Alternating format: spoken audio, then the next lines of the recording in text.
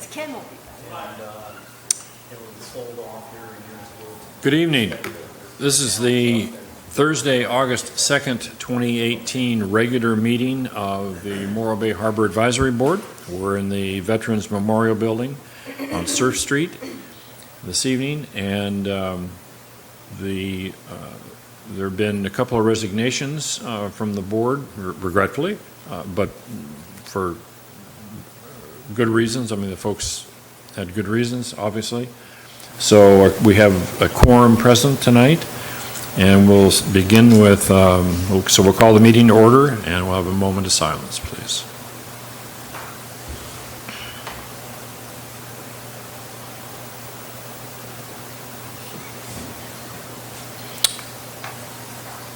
Almost silence.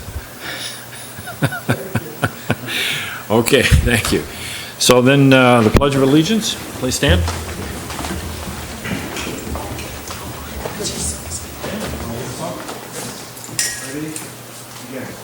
I pledge allegiance to the flag of the United States of America and to the republic for which it stands, one nation, under God, indivisible, with liberty and justice for all.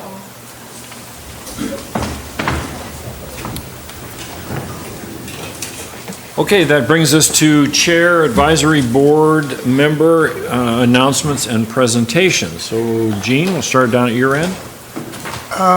Tide goes in, tide goes out, tide goes up, tide goes down. Still anchovies in the bay, lots of them. A few halibut are being caught, and there's still some of the algae floating around. But a normal, typical summer as far as I can see. And the halibut are being caught where? Usually about in here. Is that right? Yeah. With circle hooks? Yeah. Yeah. And so you're not going to tell us where the secret spot is? Well, all the local fishermen know where the drifts are at. yeah, that's right. Yeah, it'll be a madhouse. Yeah, Owen. Yes. Not right now, but any other announcements or anything like that? No. Okay, Lynn. Yes, the Zongo Yachting Cup will be held on the 11th, Saturday, the 11th of August. It definitely is the biggest race on the Central Coast. Well, for the Ocean Fleet. And we leave from Morro Bay and sail down in a race to Port San Luis, to the breakwater is the end of the race. Last year and the year before, we've had, 30, 35 boats, something in there, maybe 40. And all kinds of craft will be out on the water, everything from stand-up paddlers who go that whole distance, kayaks, canoes, as well as keelboats from 20 feet up to probably 50. So all are welcome. There is a website, I'm sure there's a website, MBYC, Zongo Yachting Cup. It's on our website for more information. Or you can call Paul Irving, who is running the race, at 805-441-3344. Lynn, from how far afield do the participants come? Is it just local folks? Avila, Morro Bay. I don't think we've had any from Santa Cruz, which would be the furthest. Okay, thank you. Dana? Yeah, just a little update on what's been going on at the Maritime Museum. They're continuing their building there and getting closer to their final for occupancy. They're looking at the end of September for their grand opening, the week before the Harbor Fest. They would like to have a big celebration, so that's what they're aiming for. And yeah, there's going to be more. There's going to be some paving tomorrow. They've just finished some concrete work for some ADA improvements, and also for the founders, the 1542 founders, which is a group of people who through a fundraising effort, helped put the building together. And that is going to be a anchor that was donated, and it's a Navy anchor. It's about close to 7,000 pounds, and it's going on a display in front of the building on a big, huge block of concrete, which we call a plinth, holding the anchor. And so you'll be able to see that all put together here in a couple weeks. We're going to let the concrete cure. So I think Saturday they're having an open house. Just kind of they'll have the sub open for tours, things like that. So yeah, check it out. Every day I work there, there are just a stream of people all day long. Come by, take pictures, then they start reading everything, then they go to the next boat, the next boat, the next boat. So it's definitely grabs the tourist eye as they come down the Embarcadero. Thank you. I have nothing, so that brings us to public comment period. For any public comment that is not related to the agenda for the future, to the further agenda this evening, or for which Thank you. So that brings us to public comment for items that are either not on the agenda this evening or for which folks can't stay for the agenda a little later on. Please come forward and give us your name and where you reside, and try to keep your comments to 3 minutes if you can. Thank you. Sure. Bill Martini, Morro Bay. It's more of a question than a public comment. I know there's a staff report on water lease sites, several of them, a couple of them out in front of us, that we have a proposal on. And I didn't know if that's going to be open for public comment after the staff report. If it's not, I could comment now, but I'll hold off until after the staff report. Well, If it's open for public comment after. it is. There will be public comment when the agenda item is opened. Okay. But that is the last thing on our agenda this evening, and my best guess it's going to be an hour and a half or something like that before we get there. So I can make some comments right now. What it is lease site 34W is in front of a piece of property we own, which is Glad's Castle, where the lighthouse is. Originally, Gladys Walton, in fact, I think maybe Gene helped construct it's a little 4-slip marina. It's coming up in December. The 10-year lease is up. We have a proposal. It needs a lot of work, and there's some issues on access and that.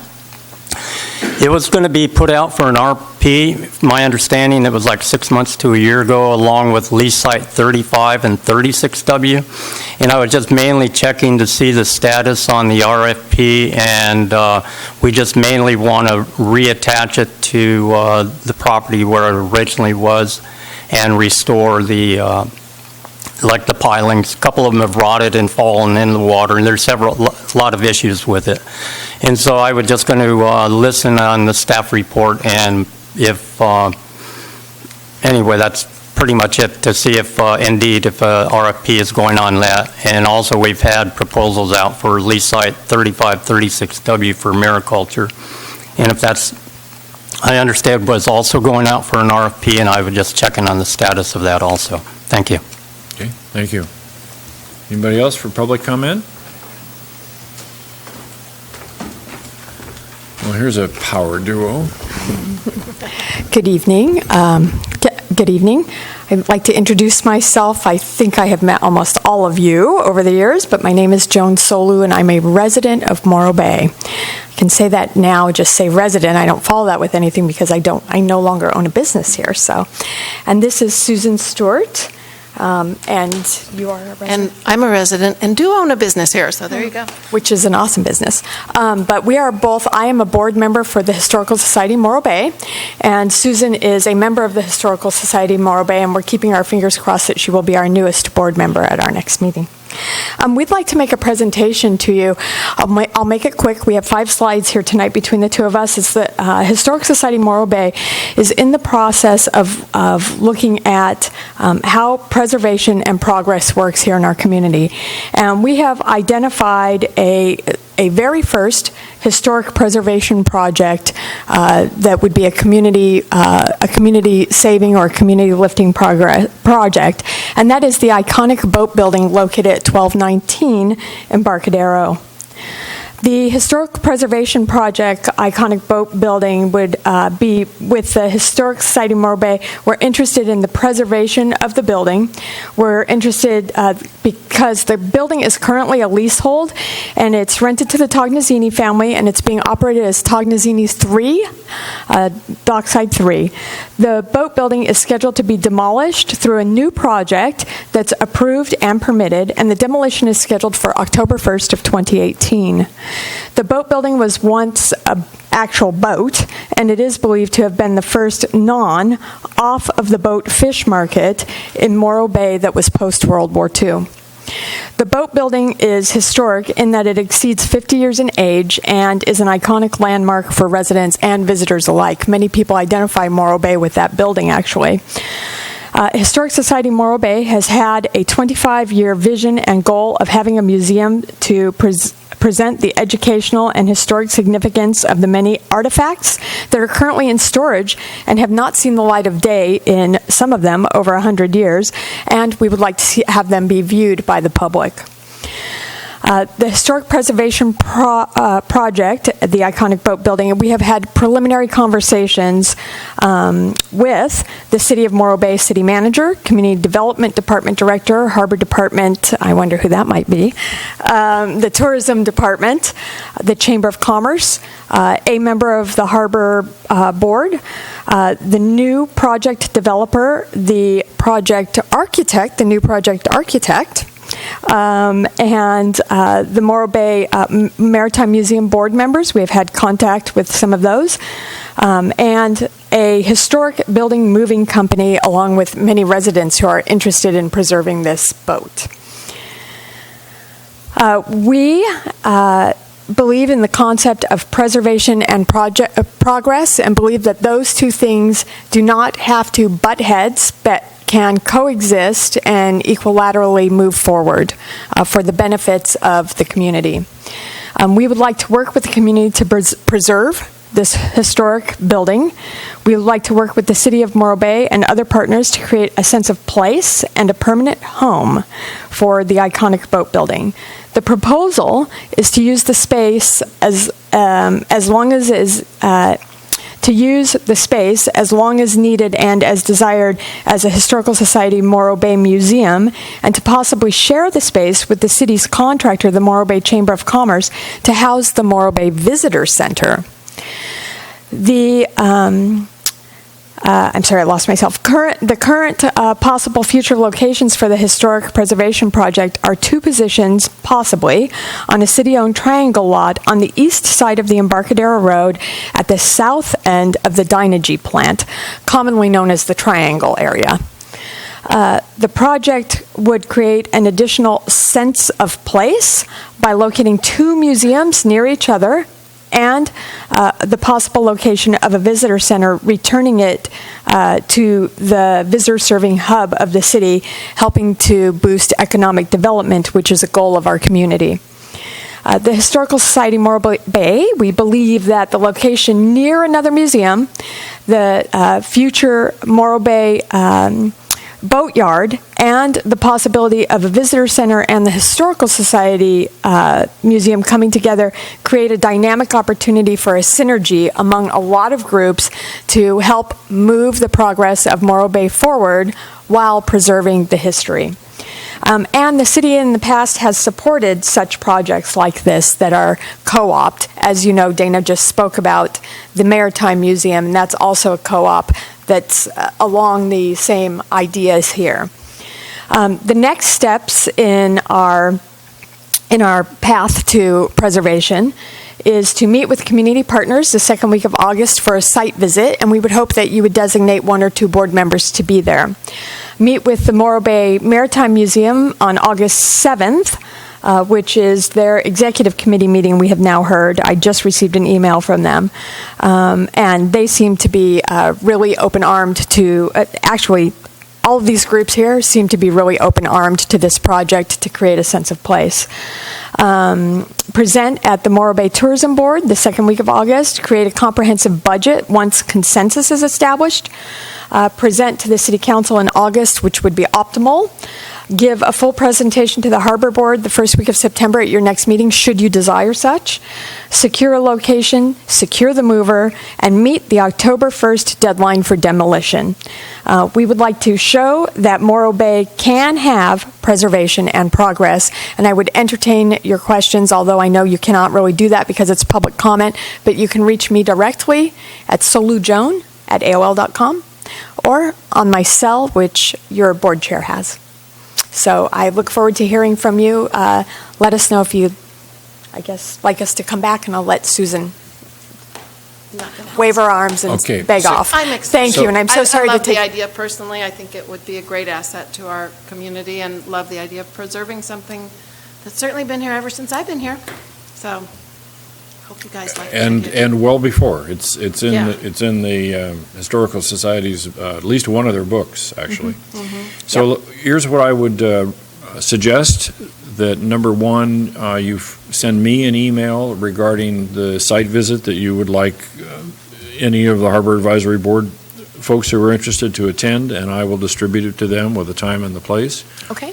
And if things move forward in a way that seems to make sense for this to happen, I don't mean your project to happen, I mean what I'm about to say to happen, please contact me not later than 2 weeks before the next Harbor Advisory Board meeting, and we'll consider putting it on the agenda. Great. Well, thank you very much Okay. for your time tonight. and Thank you. Sorry we went over the non-3-minuted. Thank you very much. Okay, any other public comment this evening? Seeing none, we'll close public comment at this time. And that brings us to the consent calendar, item A1, which is approval of the minutes from the Harbor Advisory Board meeting that occurred on May 3, 2018. Do we have any comments, corrections, modifications proposed? I'll make a recommendation. I recommend that we approve those minutes. So you make a motion to Yes. approve? Okay. Is there a second? Second. Okay, moved and seconded. Any further discussion? Seeing none, all in favor? Aye. Aye. Opposed? None. Abstentions? None. Carries. Item A2, approval of the minutes from the Harbor Advisory Board meeting that was held on June 7th. And I'm going to recuse myself from that because I wasn't in attendance. But I will make a recommendation that we make a motion that we approve those minutes. Over. okay, is there a second? I'll second. Okay, moved and seconded. Any discussion? None? All in favor? Aye. Are you voting, Owen? You can vote the chair, you can vote your seat. Yeah, yeah. I mean, you read the agenda, I know, so. Okay, any opposed? Any abstentions? None? Carries. Brings us to B1, which is the Harbor Department status report. Thank you, Mr. Chairman, and welcome to another Harbor Advisory Board meeting after a slight recess for July. First item up, Ron, I believe you already talked about our Harbor Advisory Board vacancies, of the vacancies, resignations of Bill LaFay and Neil Maloney. It's currently out on the city's website. There's an application and some information in the packet, in the agenda packet, about those 2 seats, so we're looking for folks to come and apply for that and hopefully get some good qualified folks. The 2 vacant seats right now are a member at large and waterfront leaseholder, although when folks are appointed by the city council, so it's a city council appointment process, the council has often sort of rearranged the seat membership just sort of depending on who represents what and who we get applying, so we'll just see where it goes with that. Closing, what's our closing date on this, Lori? Until, probably is, isn't it? Through Friday, August 10th, there it is. Yeah, Friday, August 10th, so you've got until next Friday. So let's hopefully get some folks out for that, and thank Neil and Bill for their, I guess, years of service. Bill was on there for a bunch of years, Neil a little less so, but they definitely both put in some good years of service, so thank them for that and wish them well. Recent department activity over the last couple of months, June and July, we've had 39 emergency responses, 214 calls for service, 97 assists, and 62 enforcement actions, and 25 weather warnings. Those were probably small craft advisories for hazardous seas. Been a pretty active summer, as you've seen on our waterfront. There's a lot of people around. Our lifeguards are out there in full force 7 days a week now. They'll be there 7 days a week through Labor Day weekend, and then going weekends only until Harbor Festival. On June 30th, we had our first marine swap meet in the Triangle parking lot. We had about 42 vendors. Basically, we charge folks to rent a booth or rent a space. Had 42 folks come out. I wasn't there in attendance. I was personally on vacation, but I understand there was some good stuff to be had. I'm sorry I missed it. Those marine swap meets are always popular. A lot of good stuff comes out, so we'll probably be doing that again next year, so look for that. July 4th, obviously the July 4th holiday, we had a family fun day at Tidelands Park. Very successful, a solid lineup of people. Had a bunch of kids touring a Harbor Patrol boat. We were spraying water for them on their fire monitor and learning about our rescue operations, so that was a good day down there at Tidelands Park. July 10th, we dispatched to a little girl who was separated from her family and lost and really kind of forgotten at Tidelands Park. At the restroom, apparently she was in the restroom and the family left.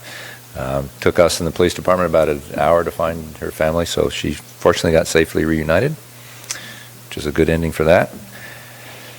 July 12th, we had a shark sighting within the Morro Bay city limits where we do our usual 72-hour posting.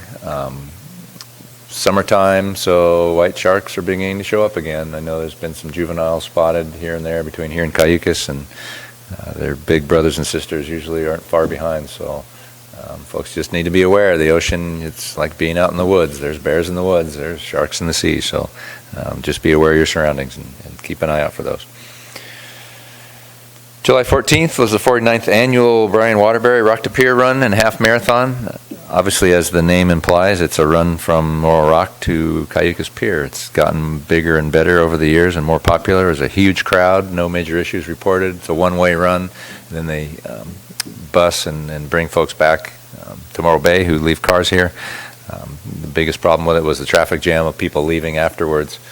And it's been, not even on events now. Sometimes we get crowded weekend days where the rock is packed, the whole lot's full, all the beach parking areas are full, and typically it happens when the wind comes up in the afternoon. If the wind comes up and it cools the beach off really quickly and everybody leaves at once, it can take you 2 hours to get off the waterfront from the rock up to Beach Street. So we've got a lot of people in town. Also on the 14th, we received a report of a stand-up paddler having trouble. Everybody that has a cell phone now, it's both a blessing and a curse in that people don't have to find payphones anymore, and we find out about emergencies a lot quicker now because everybody has an emergency reporting device. The curse about it is that we get a lot of false alarms. But we'd rather get false alarms and be safe and sorry than not get the call. So this one was fortunately a false alarm. We found the woman, she was paddling in, and she said, "No, I'm fine." So somebody's perception of somebody struggling was just somebody out paddling. So pretty standard in terms of calls we get. And on the 15th, we were alerted to 2 climbers on the rock. They were not very far up out of the parking area. By the time we got there, they were down. Turned them over to the police and state parks, who gave them a good talking to. Fortunately, they hadn't gotten up very far. As you know, we've had a number of incidents up there over the years where folks don't always make it down alive. It's not the most safe place to climb, and sometimes folks get up to places where they shouldn't be. So just stay off the rock. It's not a good place to climb, even though it looks tempting sometimes.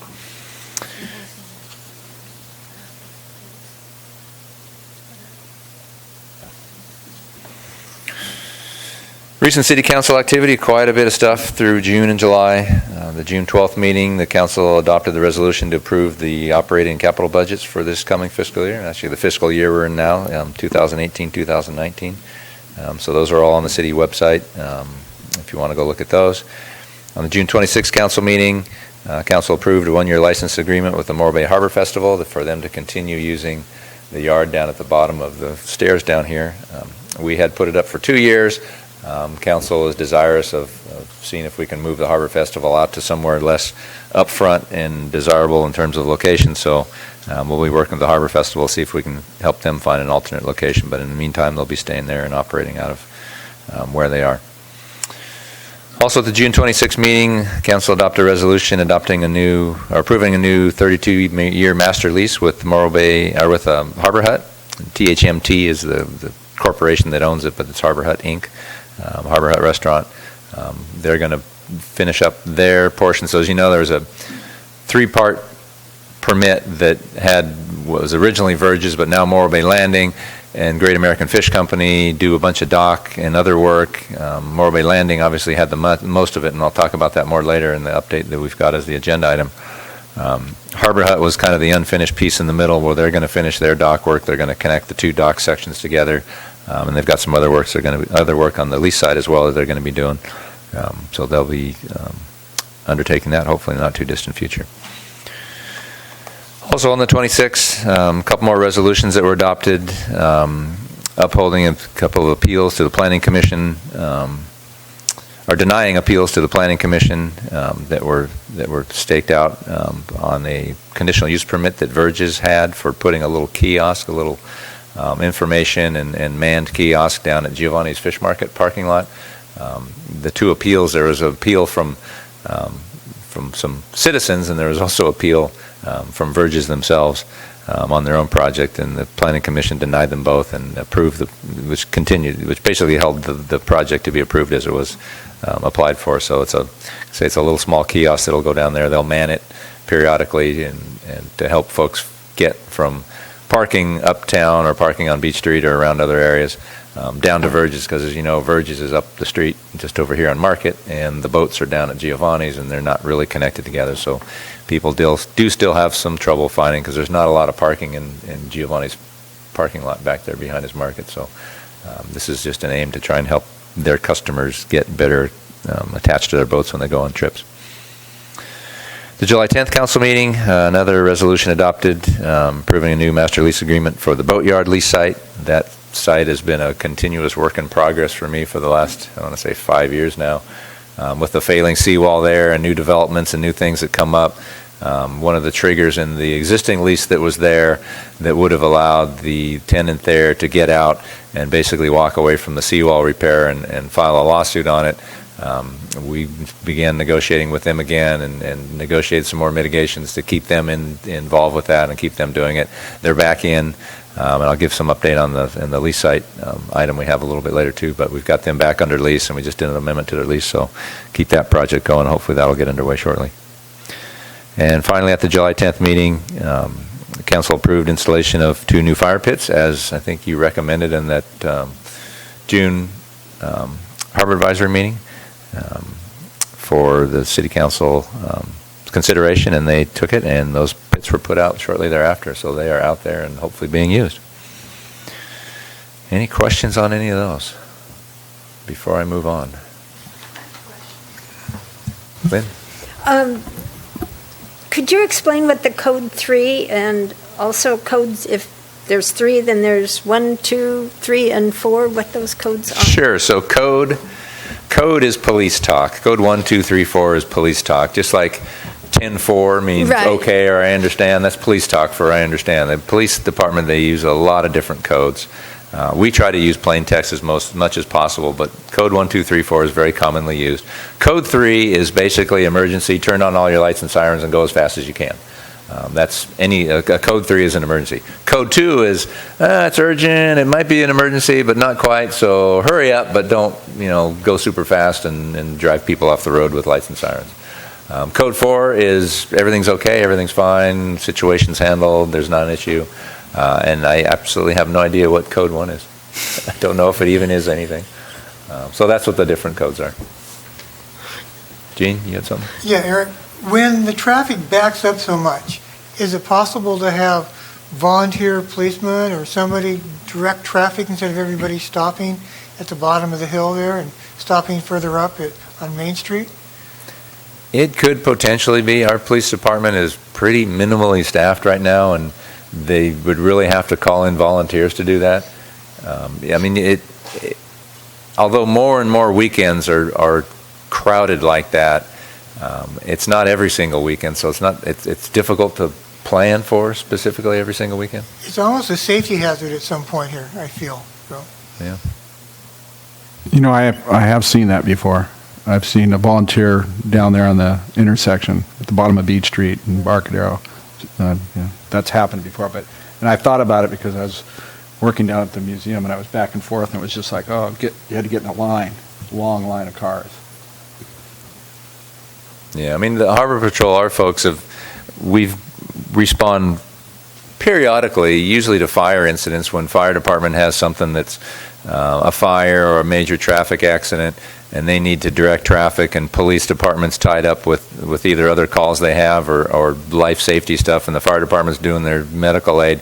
We've often, because we listen to them all the time on the radio, and we've often, if it's up this hill, if we've got people available, we'll go up and direct traffic, and so we're going to be getting the vest, because we really need to be more official about it, get the vest and get the traffic directing training. So it's possible in the future that we could be able to do that if we were available, and since it's right there and in our neck of the woods, and try and get things moving along. I'm sure Becca's going to love it when I give her that idea. In a whistle? In? Was the sea lion that was probably bitten by a shark yesterday caught? I don't think so. I saw the Marine Mammal Center truck at our office yesterday. I might have seen it again today when I came back on a boat tour with the NEP today. When I came back around the corner in front of the Coast Guard boat, I saw that sea lion laying on the dock there, and he's still pretty mobile.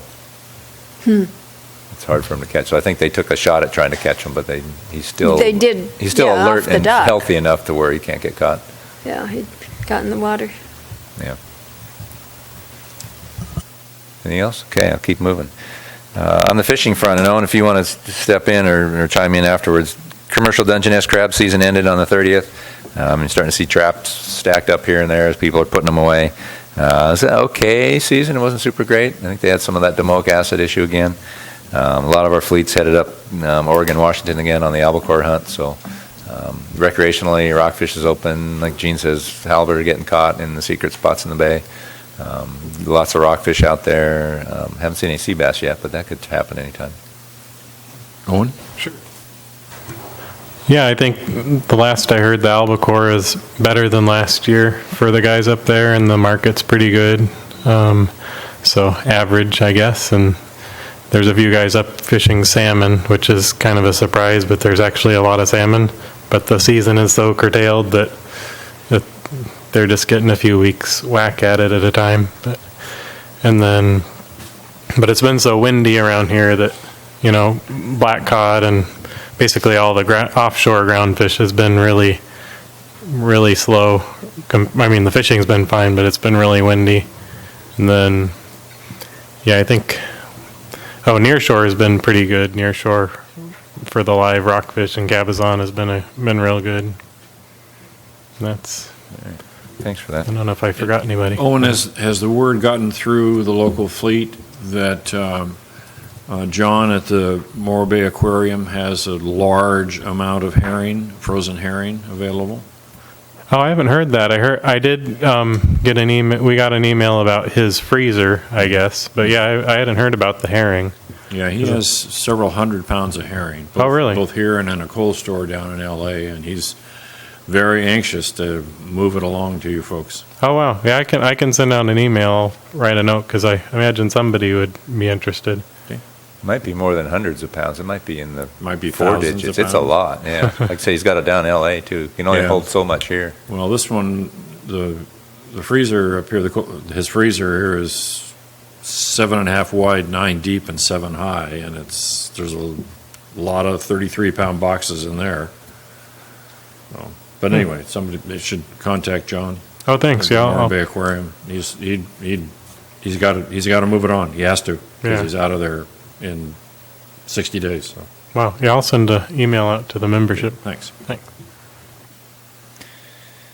Okay, upcoming events. August 7th, National Night Out. It's a community police awareness day. The police departments typically invite fire and harbor and CHP and all sorts of other folks, Red Cross. It's been a good event. We've had it up at Del Mar Park in past years. Last couple of years has been at Cloisters, which is where it is this year.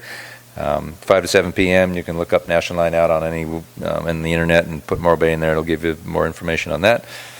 Zongo Cup, the race, we already talked about that on the 10th, or on the 11th, sorry, 10th annual. On August 11th. On August 8th, the Avocado Margarita Festival in the little parking lot across the street from Rose's Libertine area. That's from 10 a.m. to 7 p.m. It's been a real popular event. Will be again. That's September. Live music. That's September 8th, sir. Oh, it is September. You're right. Sorry.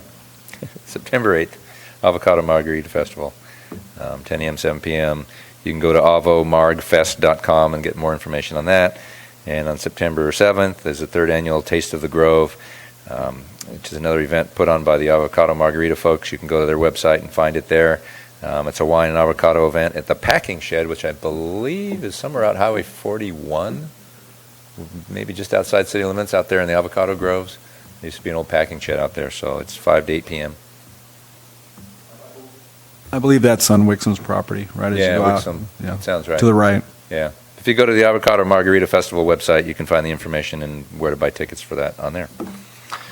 Status of pending HAB items. Item 1, there's nothing new to update there on the working with state parks to assume the marina and cafe concessions. Interestingly, related to the Morro Bay State Park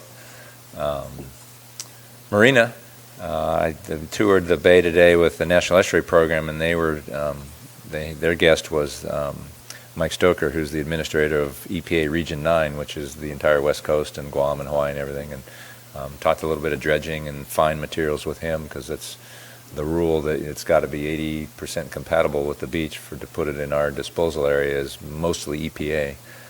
So that made his eyebrows peak up a little bit, so I've got an audience there, so who knows where that may lead. I'm going to follow up on that. Otherwise, no new updates on State Park Marina. Item 2, Morro Bay Municipal Code, all our updates on the Muni Code and rules and regulations. I've got nothing new to update there. I'm just slowly, as time allows, picking away at putting together everything to get to the City Council and figuring out time when to get it to the Council. A lot of things that I've got pending to get to the Council. The Council's agenda is so busy these days, especially with General Plan, Local Coastal Plan, and WARF, Wastewater Treatment Plant stuff. Just trying to get a word in edgewise is getting tough. City Council approved Marine Service Facility Boatyard RFQ. We basically we put out the RFQ that went nowhere. As you know, our next step is to put out a financial RFP for financial feasibility study to take one last look to see if a boatyard here in Morro Bay be financially feasible. I had that scheduled for the 14th of August for council consideration of that RFP. Due to other things popping up, one of which I'll talk about, Coast Guard project later. I've pushed that off to the 28th of August for council consideration, but hopefully I'm going to be able to get that together and get that RFP out on the streets and get that financial feasibility study done, and then we can definitively know one way or another, at least from a study, whether that yard may or may not be doable. Item number 4, update the cost allocation plan. As you know, the city approved going out for RFP for a new cost allocation plan study and our master fee, looking at all the city's master fee and impact fees. That went out to bid. The bids came back. The city council or the city team looked at all the proposals that came back. One was chosen. One team was chosen. Firm was chosen, and it's tentatively on the schedule for the 14th next week. No, week after next, for council approval, council award of the contract. So that contract, assuming it gets let, August, September, October, start working and meeting with the firm that's doing it, and it's probably going to take several months. The aim is to do it over the winter and then have it ready for insertion into the budgeting process going into next fiscal year. So hopefully we'll see a new cost allocation program. Item 5, I've got no new updates. It's a city that harbor fund share and sales tax and other taxes to go to capital and other improvements. I have nothing new to update on there in terms of any more information gleaned from any sources on that one. Item 6, eelgrass, that's on the agenda for tonight, so we'll be looking, we've got our report back from Anchor QEA, draft report on their best estimate based on all the research and interviews they've done on what a probable path to a different sort of eelgrass mitigation and management might be, so we'll hear from that on that item when that comes up. So I don't need to do anything with that. Item 7, working waterfront and land use stuff in the general plan, local coastal plan. That stuff is still all, we fed all our data to the GPAC, the General Plan Advisory Committee, and that eventually feeds into the Planning Commission. That process is still ongoing. There's GPAC meetings that happen on a pretty regular basis in Planning Commission. There's still slated, the grants that we got awarded to put the GPLCP update together are starting to come due in terms of the timeline. So I think this fall, September, October, November is when that should be getting to the City Council. So we should be seeing that before too much longer. And finally, number 8, paid parking on and around the Embarcadero. As we know, the HAB made some recommendations on things that we should be considering and looking at if paid parking were considered on the Embarcadero. That got forwarded to the Planning Commission and City Council. So far, it has not been taken up by either of those bodies to move forward yet. Hopefully someday it will, because I think it's pretty key to our economic future, getting an additional revenue source, an additional revenue source. So that is my status report. Any questions on any or all of the above? Dana, we'll start with you. Yes, I have nothing to report at this time. No questions about the staff report? Oh, sorry. No questions at this time. Okay. Lynn?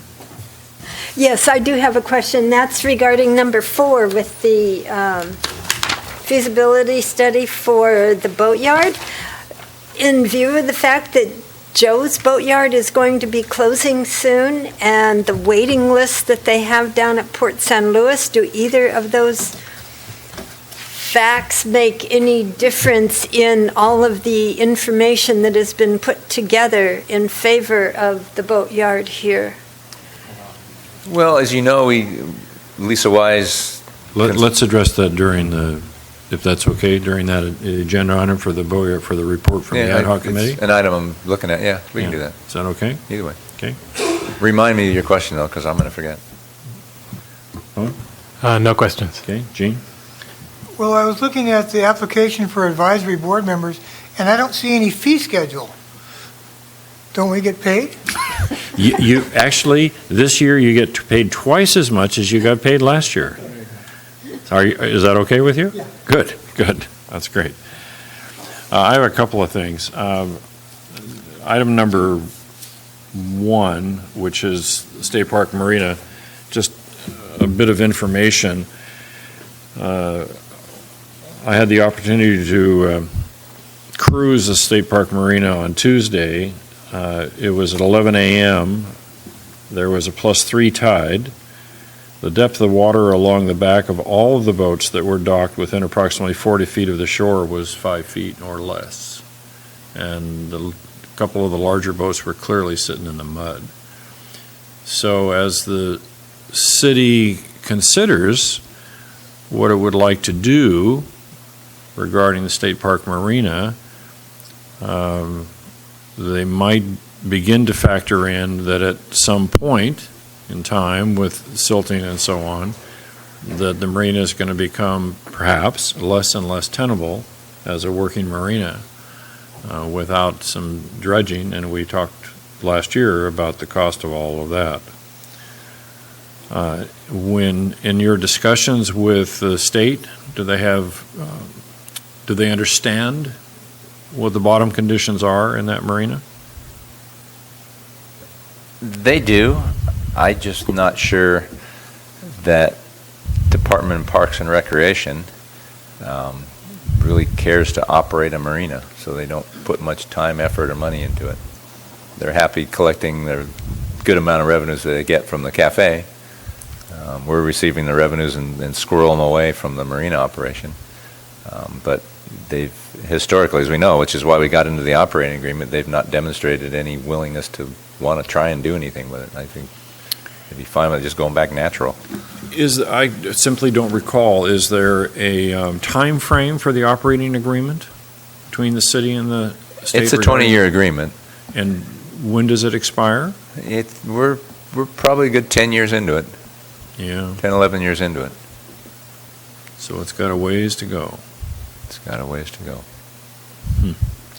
Okay, and the next thing, I have a question regarding item number 7. Is there a date that you are aware of for the final draft submittal to the Coastal Commission for the LCP-GP update? There are some deadline dates out there. I don't know what they are. Okay. I know that we just, in our department head meeting yesterday or today? Today, we talked briefly about it, and it's coming due this fall. You know, the grants stipulate things have to be done by this fall, so it's probably going to be in September, October. That's going to be aiming towards the city council. Okay. And my last thing as it relates to the status report, as you announced, there are and as we know, there's 2 positions presently available on this board, and I'd like to echo what you said, and on behalf of the board, I'd like to thank Bill LaFay and Neil Maloney for their work. They each in their own particular, in their own topics, in their own areas of interest and application, put a lot of time in and did some good work, and they will be missed. For those who have interest in these 2 seats, making application for either one of these 2 seats, we're hopeful, the board is hopeful, that we're particularly hopeful that there would be applicants come forward that have business and financial experience. That would be ideal for us. Okay. That brings us to the regular items, and we have a representative with us this evening from Anchor QEA. So I would propose for the board's consideration that we move agenda item C3 up to the front so that our guest doesn't have to be here for a long time. Is that okay with the board? Okay, we're good? Okay, Lynn, you're on. You're on.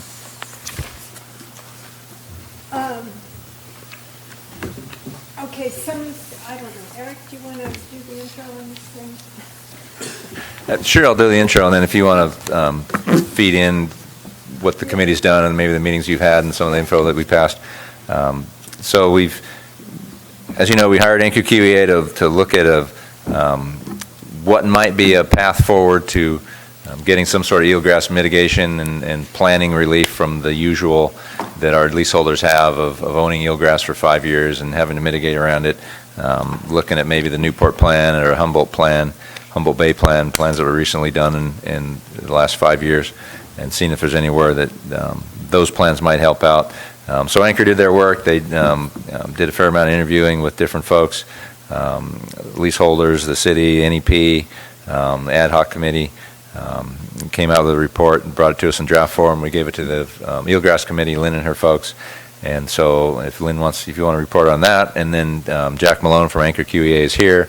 He'll be able to give a real briefing on basically the basics of the report and what he views may be a way forward on it, and we can do a Q&A and take it from there. So the committee did meet to talk about this plan, the memorandum, but maybe Jack would like to come forward and briefly discuss this for our audience. He'll do a better job than I will. And I'd like to say, before you say anything more, we were really happy with this, and all of our committee members thought you did a heck of a job on it. Thank you. Thank you very much. Now I'm hesitant to say anything. After that, I should just go. It doesn't get better than that. So thank you, Chairman and committee, for having me and for moving this item up. I appreciate it. I think Eric and Lynn gave a good introduction, and you're probably all familiar with the core issue here, where anytime you have it could be a maintenance or a development project along the waterfront in the bay that impacts eelgrass, the project proponents wind up caught in sort of a catch-22, a circle, trying to go around and avoid eelgrass,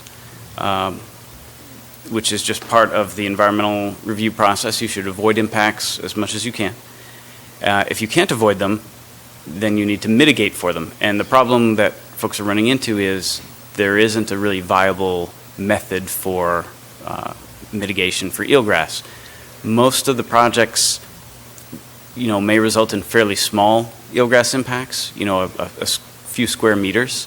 And the default mitigation would be to plant another patch of eelgrass that's a little bit bigger to replace the one that may be lost through dredging or a pile or shading or something like that. So that puts all of the project proponents in the business of being, eelgrass gardeners or eelgrass farmers, which is logistically difficult. One, because you need a place to grow the eelgrass and protect it, and there may not be that property, or it may not be the best spot that they have available, and so then they're sort of stuck trying to make the eelgrass successful. So, Jack, before you move forward, Mm-hmm. and you're doing fine, but there are folks who might be listening to this who don't understand what the core issue is as it relates to development in the bay and eelgrass. I.e., you can't simply develop something in the bay without eelgrass being a consideration. So if you could just touch on that just as a foundation point, and then Perhaps a shading issue? Well, maybe the No. camp. How come I can't build whatever I want in the bay? I see.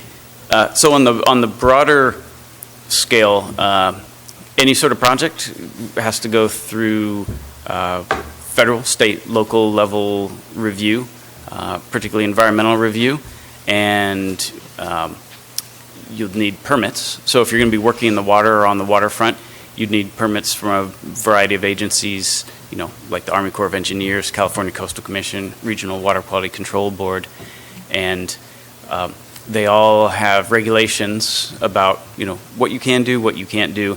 And eelgrass is a special species, so it's considered very valuable for good reason, because it has a variety of uses in the environment. It's a nursery for little fish.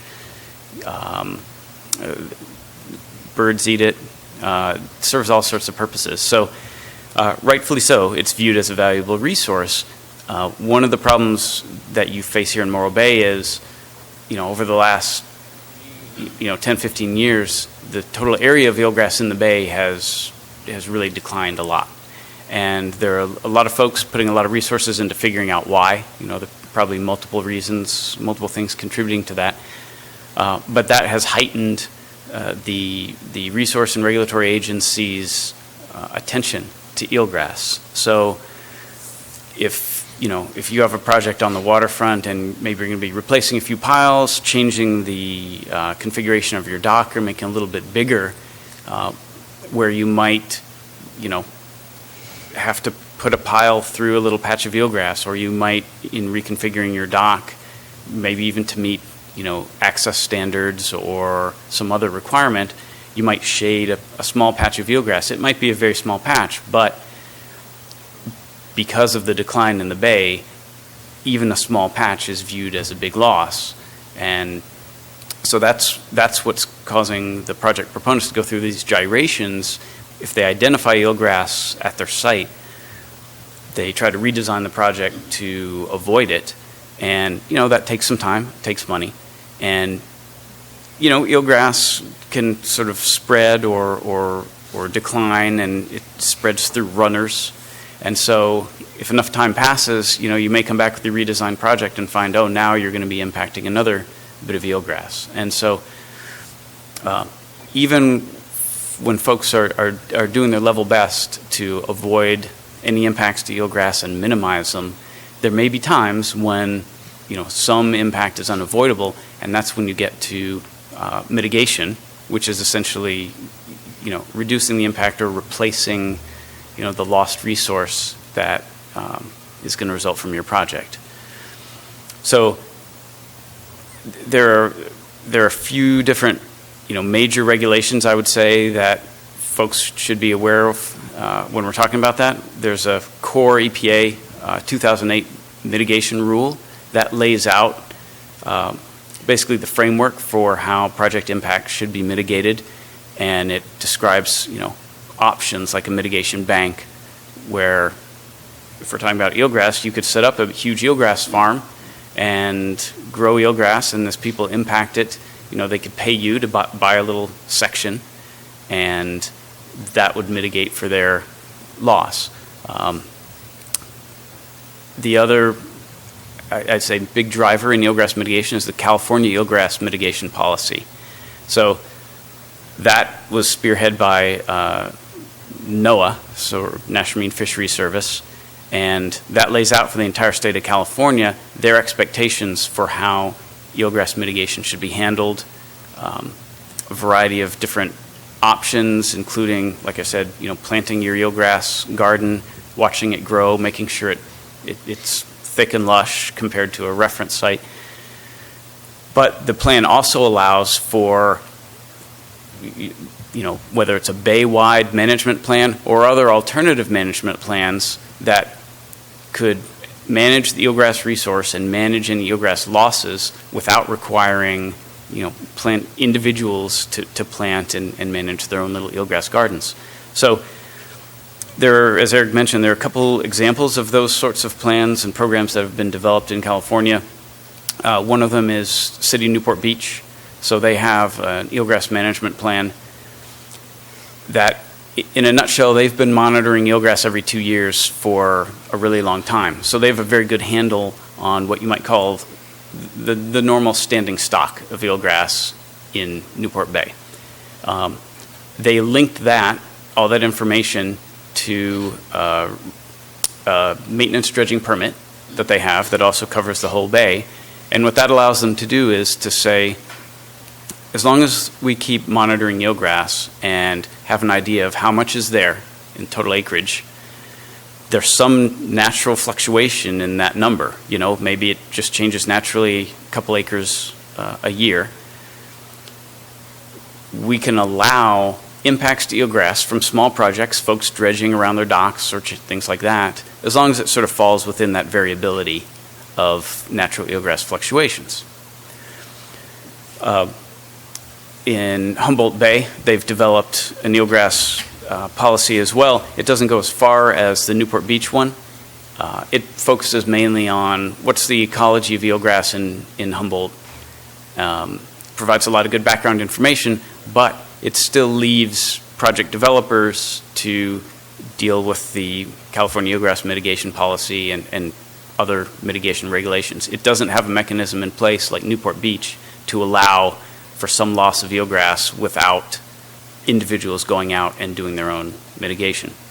So both Humboldt and Newport are very different from the situation here in Morro Bay. So we set out to try to find, what might be a practical approach that could be implemented in a reasonable amount of time without, costing an enormous amount of money, to give project proponents, something practical where they can have some idea of potential cost, potential timelines, and not have to get stuck chasing their tail, going back and forth, trying to redesign around eelgrass. So the core of that plan is the idea that, potentially the city, in coordination with the Morro Bay National Estuary Program, could develop a programmatic mitigation, eelgrass mitigation plan. And so what that might look like is, the NEP folks know the bay and they know the eelgrass better than anyone. They already have a variety of programs going on, restoration programs, sort of scientific study programs focusing on eelgrass to try and understand, how we can restore it in the whole bay. If you were to come up with a laundry list of those types of projects, whether it's, planting additional areas to try and kickstart eelgrass in the bay or do scientific studies, if you had a menu of these projects in order of priority, and you spelled out for each of those types of projects, what are the project details, what are the goals, how is it going to be implemented, and how would you know if it's successful? The city and the NEP could meet with the regulatory and resource agencies and get buy-off on that programmatic mitigation plan, and then when an individual is redoing a dock and may impact eelgrass,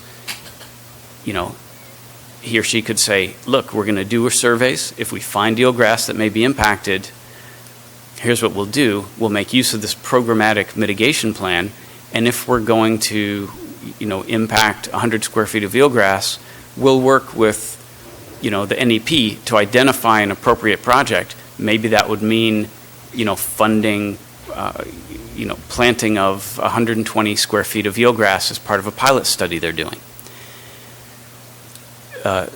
Then I think to increase the efficiency of how all that is managed, if the NEP were agreeable, they could do all the monitoring. And so each year they could provide a report that says, we've monitored all these sites, site number 1 is associated with this dock project. Site number 2 is associated with replacing these piles or whatever it might be. So you have one single monitoring report that could go to the agencies and handle all of the, required reporting, talk about what's successful. So individual project proponents, again, even if they're paying for all this stuff to happen, they aren't the ones who are having to hire consultants to write plans, do the reporting, do all the diving, represent them to the agencies. It's a lot more efficient. And the city and the NEP working together, I think, would be beneficial because you have more trusted relationships with the agencies. So much longer relationships and much more experience dealing with resource and regulatory agency staff than an individual, developer who may never have had to, work with Coastal or the Army Corps of Engineers. So that's sort of the basics of the plan. I didn't want to take up too much of your time talking at you, but I'm happy to answer any questions you might have or go into any, more details. Okay, good. Gene, start with you. Yes, because this was a draft plan, and you are contracted to have a final plan for us, I believe, by end of September. Is that correct? Well, technically by the end of June. Oh, okay. But with the review time, Okay. but There were several questions we had on terminology, and I don't Sure. remember exactly what they were, but I think Lynn was going to forward those questions to Eric. I discussed it with Eric the other day, what had happened in our meeting. Okay. And I couldn't write it down because the computers were all down. Okay. Beyond that, one of the things that we did discuss, and maybe Lynn wants to follow up on it, is we were happy what you've come up with, a conceptual plan to address the mitigation.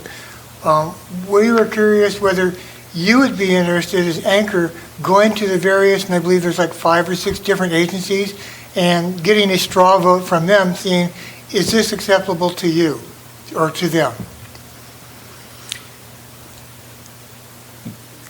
yes. So just quickly, any comments or questions you have on the draft plan, definitely you can send them to Eric or send them to me, and we can incorporate Right, them. I don't remember those exactly letters or words that we were concerned about, but I'm sure it will come back to you. Yeah, so that'll be great.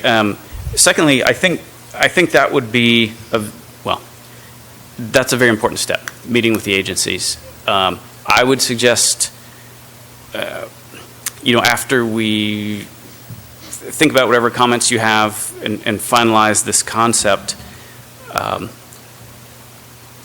critical piece would be for the city and the NEP to talk. And I don't know if that would, how far that would have to go to decision makers, but to agree on, the concept and the roles. And once you have that agreement, I think it is very important to go to all the agencies, and there's probably a handful, like you said, and gauge their initial response before you go further. And just say, look, we're trying to come up with a practical approach. What do you think? Could this work for you? If not, what would need to change to make it work? And get that first feedback from them before you go any further. I believe our agreement was our meeting the other night was that after the stakeholders look at this plan and we accept it, then we would think it would be a good idea for Anchor to go to the various agencies and make sure that they're in agreement with this plan. That's, I think, the direction we would like to go. Is that correct, Lynn? Yes. Those are the only comments I have. Well, hang on, so before we leave that point. Yeah. So is such a action on the part of Anchor QA in your present scope of work or not? Well, it's just basic business questions. I mean, let's let everybody know what's going on. We would be happy to meet with the agencies. That was my next question. Yes. So my first question is it in your present scope? No. Okay, fine. Okay, and in your professional opinion, straightforward question, is Anchor QEA a qualified entity to go to each of these agencies with a draft plan, with a Morro Bay eelgrass mitigation draft concept plan? Yes. So we do a lot of work with eelgrass, and we worked for quite a while and very closely with the city of Newport Beach in developing their plan, and we actually administer their plan and their maintenance permit that it's attached to. So we have a lot of experience with that and with the agencies. I actually used to work for the Army Corps of Engineers in regulatory, and my training's a marine biologist. So I think... Is that by way of saying that the firm has working relationships with each of those agencies at this time? Oh, absolutely. I work with those agencies daily. Okay. So We're trying to give the city the information they need to move forward with this, okay? That's where we're headed, okay? And Eric, contractually, what would be required if this was to come to pass? Contractually, we have to sort of line up a new scope of work, additional scope of work, get a proposal from Anchor, and figure out what a cost might be and bring it to the council for approval. Sure. It would be a budget adjustment. Okay, good. As far as their current contract and where you're starting to kind of go with that is they've spent it and probably more. I think I've got 55 cents left on that contract. So they've fulfilled their contract, and this report, it's draft, we'll get a final. Obviously, there's going to be one more little last tweak to it, but we've pretty much spent all the money we've got for them right now. Okay, good. Owen? So what would be the difference between what you have outlined here versus a regular mitigation bank? I mean, the proponents of the project would fund it as it gives more flexibility, or? that's a good question, and that's a question the agencies are going to ask as well, and they might think more of what's called an in lieu fee program. So for both a bank and an in lieu fee program, you have a sponsor, and it could be anyone, who takes responsibility for the mitigation impacts. And that could be with a bank. You could grow your eelgrass farm, or if you have uplands, you could put a fence around it and say, this land is being preserved for nature. And if I were going to, caused some impact and you had the type of habitat I was going to impact, I could write you a check to mitigate for the impacts I'm causing, and then I walk away, and you as the bank sponsor are now responsible. So if something goes wrong with your property, or your eelgrass farm, all your eelgrass dies, it's your responsibility to replant it. To set up a mitigation bank or an in lieu fee program, it's a multi-year process, and it costs several $100,000, and it's very tricky if you're talking about the ocean, because unlike the uplands, it's not private property. You can't just go put a fence around it and just say, here, it's protected forever. So for Morro Bay, given the scope of the impacts, they're pretty small projects and pretty small impacts. A mitigation bank or an in lieu fee program, it's too much. It's using a shotgun to swat a fly. So this approach, if the city and the estuary program pair up and develop this list of priority projects, the individual developers would still remain responsible for their impacts and their success, but they would have help in actually implementing the project by the experts at the NEP and the city, sort of setting up this framework. So it's normal mitigation, except it's not every man for himself. It's a more programmatic approach where you're leveraging all that experience from the NEP and help from the city to put something together. So individuals have somewhere to turn to, and they have a mitigation plan that's already sort of off the shelf. But at the end of the day, that's a very good point. Individuals will still be responsible. So if the NEP implements a project with my money, and at the end of 5 years that project doesn't really work out, I'm still going to have to pay to make it right. But the idea is it'd still be a big improvement over the current situation, and frankly, the NEP is likely to be more successful in implementing a project than I am as a business owner, because it's not what I do. So it's kind of a risk pool sort of a concept. Mm-hmm. Oh, thank you. Okay, I'm going to come back to you in a Yeah. second. Dana? No, I don't have any questions. Okay. Okay. In our discussion of your memo the other day, there were a couple of things on it that we were sort of uncertain. Under next steps, you talk about developing a framework. And I look at this and I look at your table 1 with its 6 points and say, isn't that sort of the framework that you're talking about? Or do you mean something different? Or do we just need more detail on each of those project elements? I think the most important piece would be making sure the city and the NEP are in agreement on that table and the potential roles. But I agree. We sort of laid that out as a framework, the plan elements and responsibilities.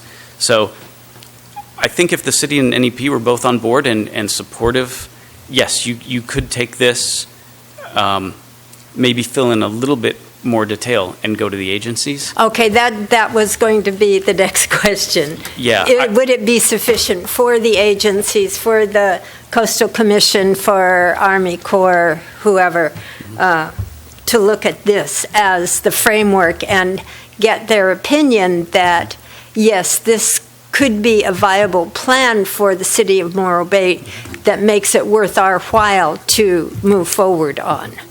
I think so. To be honest, the type of information, when I say you might fill it out a little bit more, the type of information you might add are the answers to the questions that you are asking, because they will have the same questions.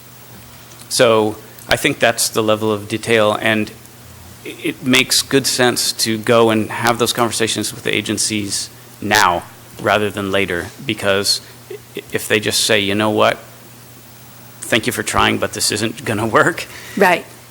Then you're not, wasting time and money. And that that was our idea, that maybe we should take this to the agencies now and not delay nor put more resources into developing it more when we can get an idea, or if we can get an idea as to their response to it. The other thing, of course, is in this plan, the NEP plays a very, very large part, and luckily Lexi Bell, the director of the NEP local, has been in our meetings and has given us a lot of really good information. Has been very, very helpful. Morro Bay NEP will not be having another board meeting until September. I don't know exactly when in September. She didn't mention that. But at that time, she will bring it up to her board of directors and at least get a feeling for what their attitude is then. So in reality, I don't know that we can do much more on this until that board meeting happens with the NEP. If so far, her board of directors has been very willing to have her participate in our committee and our committee meetings and devote a certain amount of time to that. So perhaps they will be willing to go even further and make a bit more of a commitment to start fulfilling some of these steps, such as identifying the potential projects, which will probably be the most important part of the whole thing. Once we have the projects listed and have an outline of the projects, then you can start working on potential costs. And as a question, under this same paragraph, assign potential costs. Those costs that you're talking about in there are the costs for the actual mitigation projects? Yes, and I think in the broader sense, both the city and the NEP would also have to think about, their costs, and some of that would be administrative. Right. And one of the things we suggested, depending on the level of support, would be, I mentioned Newport Beach has performed biannual eelgrass surveys, for years and years and years, and that's really helped them in discussions with the agencies about options for managing their eelgrass.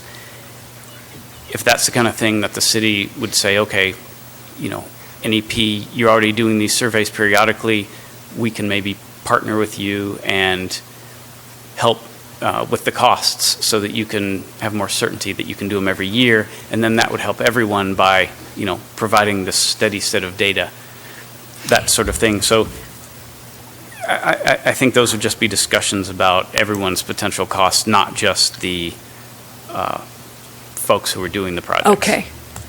Okay. In Newport Beach, are there surveys done at fixed times of the year, and so no matter when the project or the actual impact to the eelgrass happens, they still accept those surveys without a no, they're not doing construction. Yeah, they are doing construction sometimes. Without an immediate pre-project survey?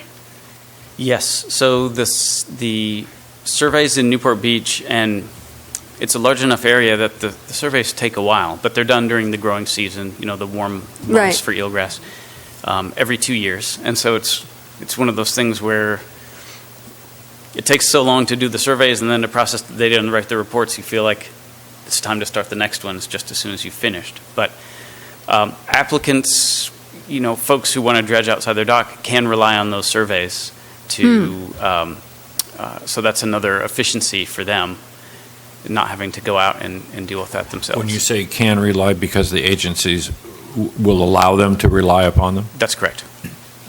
Because here in Morro Bay, the project proponent has to do an initial survey to figure out how much eelgrass is there, and then a pre-construction survey, and then the post-construction surveys as well as those for the next 5 years after that. That's a great deal more surveying, it sounds like, than is happening in Newport. Newport is ongoing. Right. And that's exactly the philosophy, is that they have, They have enough. lots and lots of Yeah, I think years of data, and they're continually redoing it. One of the factors here that we have to acknowledge in all of this is that the NEP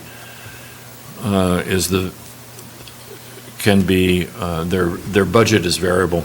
Yes. It's a federal entity, and their budget is variable from year to year, so we'd have to address that challenge as part of this conceptual plan. And in fact, that could be a benefit to the NEP, that they would have another, An augmented funding source. yeah, additional funding that could be somewhat ongoing, even though it may not be very large.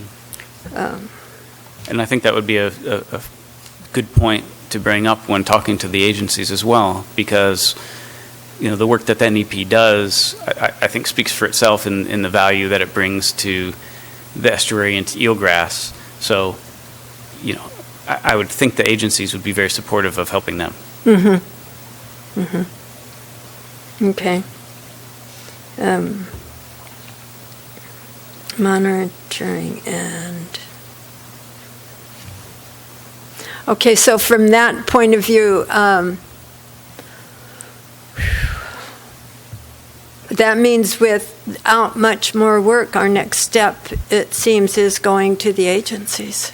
Gene? Not quite, I don't think. Yeah, thanks for being here. We really appreciate you being here. Just a couple quick questions on the draft report. And in talking about cost, do the Humboldt Bay or Newport Beach mitigation plans have a cost per square meter or something like that? And if so, could we have that included in our final report as an example of cost per meter, or something like that? So Humboldt, the answer is no. So Humboldt Bay, their plan I would characterize as being phased. So what they have right now talks a lot about the ecology of eelgrass and the ecology of Humboldt Bay, but in the end says, if you have a project that may impact it, you just have to go through the process. So you're responsible. For Newport Beach, the concept there is they understand just the normal standing stock of eelgrass, and so there's a certain allowance each year, depending on the standing stock, that can just be authorized as loss, because it's small compared to the standing stock of eelgrass, and it's within sort of the natural variability year to year. So if you have a project in Newport Beach with a small amount of eelgrass and you're still under that annual limit, you can just do your project without having to mitigate. Yeah, we've read the Newport report and the Humboldt report. I'm just curious if there's a cost per square meter out there somewhere that we could use as a baseline.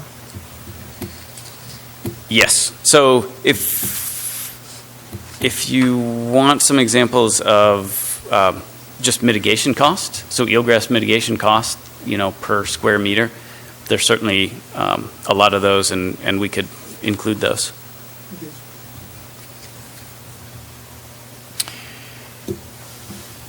Jack, I have a couple of quick questions. The memorandum's conceptual plan, as described on page 5, states that, quote, "The project proponents would work directly with the NBNEP to identify appropriate restoration projects," end quote. No, to my knowledge, and I could be wrong, no NEP eelgrass restoration project has been successful to date in Morro Bay. Is that incorrect? I'm happy to be incorrect about that. So let me finish my question. Okay. So, given that, and then the conceptual plan talks about, quote, "appropriate restoration projects," unquote. So what appropriate, maybe a better thing for me to ask you is, what appropriate restoration projects are available for this conceptual plan, to your knowledge? So by appropriate, we were we were referencing the impact. So does the impact sort of match up with whatever it is that NEP would do to restore, ecological functions? If the impact were going to be, dredging or putting a pile into an eelgrass patch and just directly eliminating that eelgrass, maybe an appropriate mitigation project would be an NEP program that plants eelgrass somewhere in the bay where they think it should do well. Or hence the reference to restoration. Right. If there's a project that would just result maybe in shading of eelgrass, so you're not directly eliminating the eelgrass, but maybe the shading is going to have some adverse effect, and the agency's determination that, determined mitigation is appropriate there, maybe you don't need planting. Maybe it could be, some different type of project that benefits eelgrass that the NEP is doing, such as, putting out the seed bags to try and disperse eelgrass, something like that. So the idea would be that given the small size of the project and the difference of the types of impacts, maybe there could be flexibility in how you approach the restoration. So the conceptual plan might have an inventory of such things? Yes, that's the idea. An inventory or a menu of different types of projects in different locations. And, the plan should be quite specific about the types of projects, the means and methods, locations, and that sort of thing, just to make sure that, when you go to the agencies with your permit application and say, hey, if we have eelgrass impacts, we're going to make use of this plan, they know what you're going to do. Okay, I understand, thank you. My next question, memorandum's conceptual plan states that, quote, although the NEP would implement the projects, the project proponents would retain responsibility for success of the projects at the end of the 5-year monitoring period and funding remedial restoration activities required to meet successful criteria, end quote. So how would a proponent know if a restoration project that they're going to hang their hat on is going to work, especially over a 5-year period of time? There's no guarantee.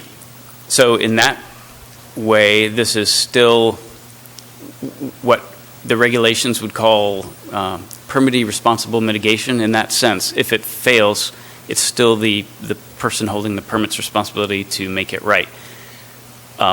That's not ideal.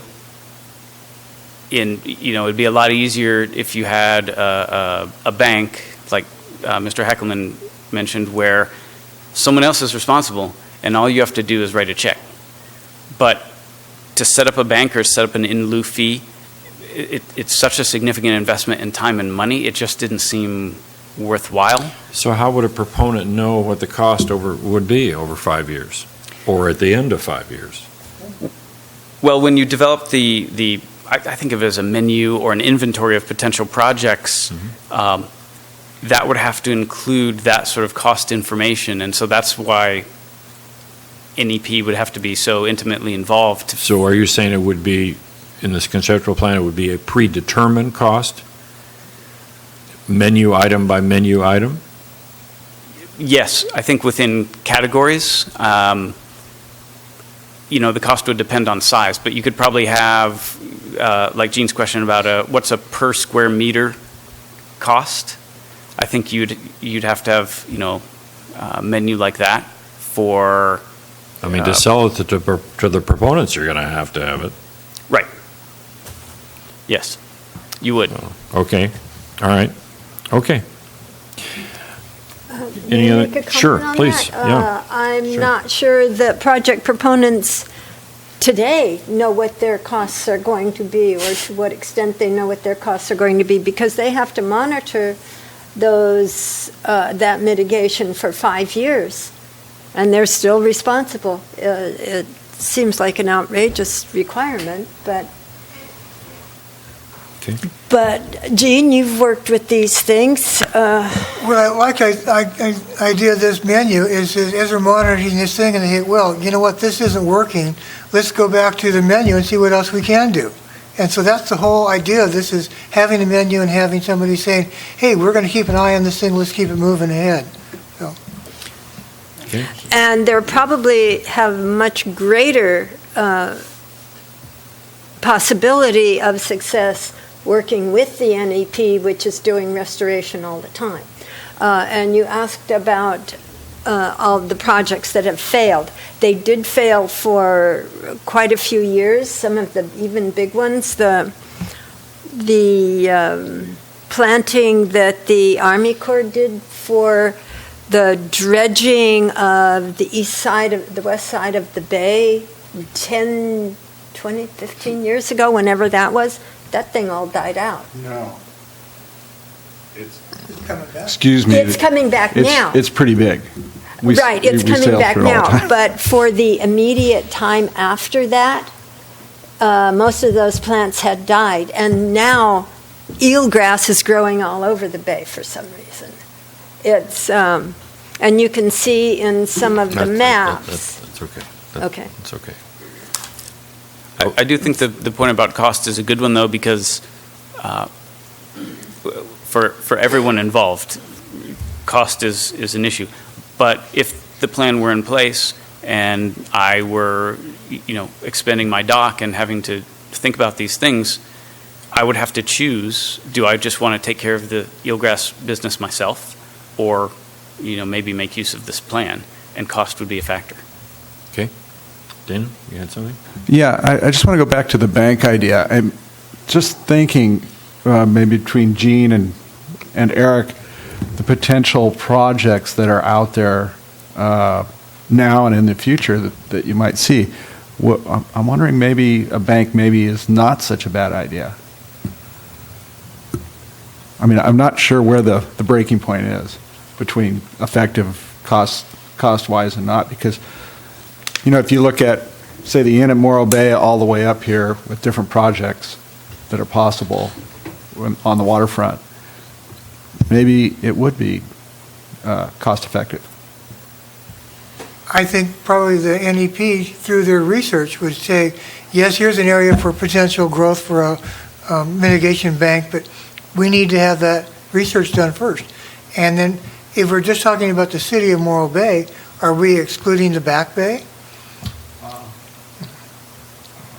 That's a real interesting idea. I think what you'd have to do would be to figure out, first determine what size of a bank you would envision, what might be appropriate, and then you'd have to figure out a cost for that, and then kind of go up the waterfront and sort of guesstimate what projects might be coming, because you're going to have to pay for that bank somehow, and the theory is it's amortized over time through these projects that are going to pay into it. Well, is there enough projects to support it? Jack's, I think, looked at that from a maybe not a really high or really low scale view, somewhere in the middle, and determining, it's probably not, based on what he's seen from mitigation banking. He doesn't see any big projects out there that could do it, where, an area like Newport or somewhere else, unless we were doing some big development or several big developments, or some other restoration was needed where there was funding coming for it. I don't know where you'd pay for it from.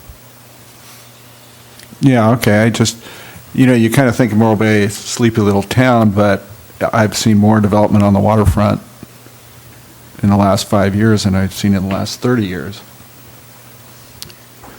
Okay. Jack, thank you. Yep. And as a marketing tool, as a future marketing tool, because there's no free lunch, I would invite, we would invite Anchor Keyway to draft a letter to the city describing the recommended process moving forward, and where in that process Anchor QEA could best participate. My thinking is that you're the expert. You know vastly more than any of us do about this, and that letter could be used perhaps to advantage in drafting an appropriate RFP for next step. I'd be happy to. Excuse me? I said I'd be happy to. Delighted. Yeah, delighted. Eric? No, I have nothing more. I think I saw this as a Q&A, and then Lynn, I'll get the rest of your comments, and anybody else, if you got any other comments from any other board members, send them to me, and then I'll forward those off to Jack, then he can finalize this document, and I'm sure that'll be an attachment to the letter. Okay. Jack, thank you. All Thank right. you for your time. Well, thank you very much for having me. It was a pleasure. This was fascinating, actually. I'm glad. I'm always happy to talk about eelgrass and come to Morro Bay. Okay. And, All right. And you come from where to Morro Bay? Ventura. Sorry? Ventura. Oh, okay. Well, So- that's not terrible. No. Thank you. But neither's Morro Bay. Good. Thank you very much. Thank you very much. Thanks. Okay, so that brings us to C2. C2, and I haven't called for, actually, after that, I should call for public comment. Yeah, You're public right. comment on Thank you that very item. much at C1. Thank you so much, Lori. Thanks for keeping track. Is there any public comment regarding C3 that we just had? Seeing none, we'll move on to C1, which is update from the Marine Services Facility Boatyard Ad Hoc Committee. Dana? I don't have anything really to report, but I think there was a question by Board Member Lynn Meissen regarding the RFP. Yes, in view of the new fact that Joe's Yard is going to close, I believe, soon. And he did put a number of boats through there. In fact, he's been busier than he's ever been, I think, the last few months. Everybody trying to get their haul out done before he closes. And the fact that Port St. Louis Boatyard has a waiting list with some 8 or 10 boats on it. And I know I just hauled out back down there, but he just found me a spot and pulled me out because he knew I wanted to get right back in and I wouldn't linger. So with those two things, would they have any effect on the findings of or the ideas and what's going to happen with our boatyard? It should be increase the demand. Well, I'm sure it would, but maybe Eric can respond to the RFP end of it as far as language concerning when they get around to, the RFP is getting is finding somebody to do the feasibility study. When they do their feasibility study, Yeah. they should be looking at all aspects. By definition. Yeah. So those two facts would be hopefully included and let them know about them. Yeah, if they do their job right and they look at the market and everything, when I started talking, we decided to put this off till this item. We've got that market analysis that LWC did as a tool that whoever does this financial feasibility can use in their toolbox to help their work. Obviously, that was on that market analysis was done with the Myers Boatyard in place and Port St. Louis operating the way it was, and it was a little bit of a different world back then in both counts, obviously with the yard here now closing. So that will, like I say, if our consultant is doing their job, they should recognize pretty quickly and go to Port St. Louis and see what's going on there and know that our boatyard by then will probably be closed by the time we actually get somebody under contract. So. Okay. And we won't let them get away without that information. I guess that's my real concern. Okay, anything else on this agenda item? No? Okay, so we'll move on to C2. Any public comment on C2, which is an update from the Finance and Budget Ad Hoc Committee? Seeing none, the committee has nothing to report at this time. C3, we've taken care of already. C4, update from the Marine Sanctuary Ad Hoc Committee. That committee has nothing to report, and given that there is not likely to be anything for a while, what I would like to propose to the board is that we keep the committee intact, but we remove this from ongoing agendas until something occurs. Is that okay? Okay, so we're in agreement. So the committee will remain in place on standby. So then C5 is update from the Working Waterfront Ad Hoc Committee. You're, I'm going to suggest that we just put this in the same envelope. We don't. totally agree, because it's LCP, GP, and supposedly that's happening, and if they want something, they've told us that they would keep us informed or ask us questions. So, okay? And then that brings us to C6, which is an oral update on status of various waterfront lease site projects and negotiations, lease site management activities, and Harbor Department capital projects. Bill, I would invite you to come to the podium, and you had two things you were interested in. If you could very briefly restate those for us, so we make sure we cover them this evening if we can. Thank you, Bill Martini again. Primarily it had to do with the lease sites at the southern end, which would have been lease site 34W.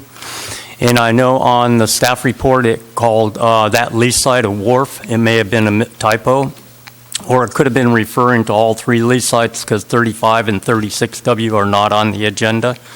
But as primarily that lease site is coming up in December, and so I was just seeing if it was going out for RFP or what the status was on that, and also on 35 and 36W. Thank you. Okay, thank you. Okay, Eric?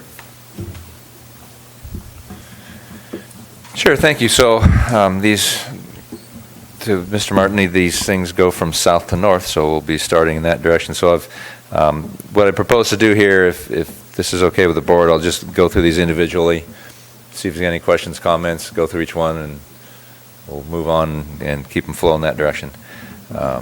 So 34W, the wharf, it's the wharf because that's what the current lessee calls it. It's not because it's a wharf. That's just what he's got a name on it for, and that's just what we call that lease, because it's really just a single person that owns a set of about 4 slips. So that site was directed by City Council last year sometime to go out to RFP, which is request for proposals, public bid basically, along with 3536, which is the empty lease site immediately to its north. Just due to workload and other things on my plate, I just haven't gotten that RFP together and gotten it to the City Council for approval to let out. I'm hoping to get that sometime out in the next 30 to 60 days, but with everything else going on, it's just one more thing to do. So that's the status on that one. 34W is, like I said, it's about 4 slips, very small, limited access through the property immediately adjacent that Mr. Martini owns. It's parked across the street on a different separate set of property, so it's a very interesting little tiny lease site. So that's the update on that one. Any questions on that? Gene? Was there a waterfront lease site inspection done on that site? There was on that, so 2000 now, after 12. We required all of our leaseholders to produce a report, an inspection report. Basically, all our leases say at periodic times, it doesn't specify a time, periodically all lessees shall inspect their bulkheads, seawalls, and other water improvements for maintenance and repair needs. And so coming out of our seawall experience that we had at the boatyard, not the Myers boatyard, but the boatyard site next to the Otter Rock Cafe, that partially failing seawall there, we required all of our lessees that had that in their leases to give us a report, which we did. Some of them didn't have it in their leases. There's not very many, but a couple of them didn't. The vast majority of them did. They produced reports. Many of them have done the repairs that were already outlined in there. Some of them had repairs that were recommended to be done over time, and so we've been trying to follow up on those and make sure that those projects are getting done. But yes, one was done on lease site 34W and had a number of recommendations. Eric, before you leave that one, did I just understand you to say that the inspection of improvements is periodic as opposed to every 5 years?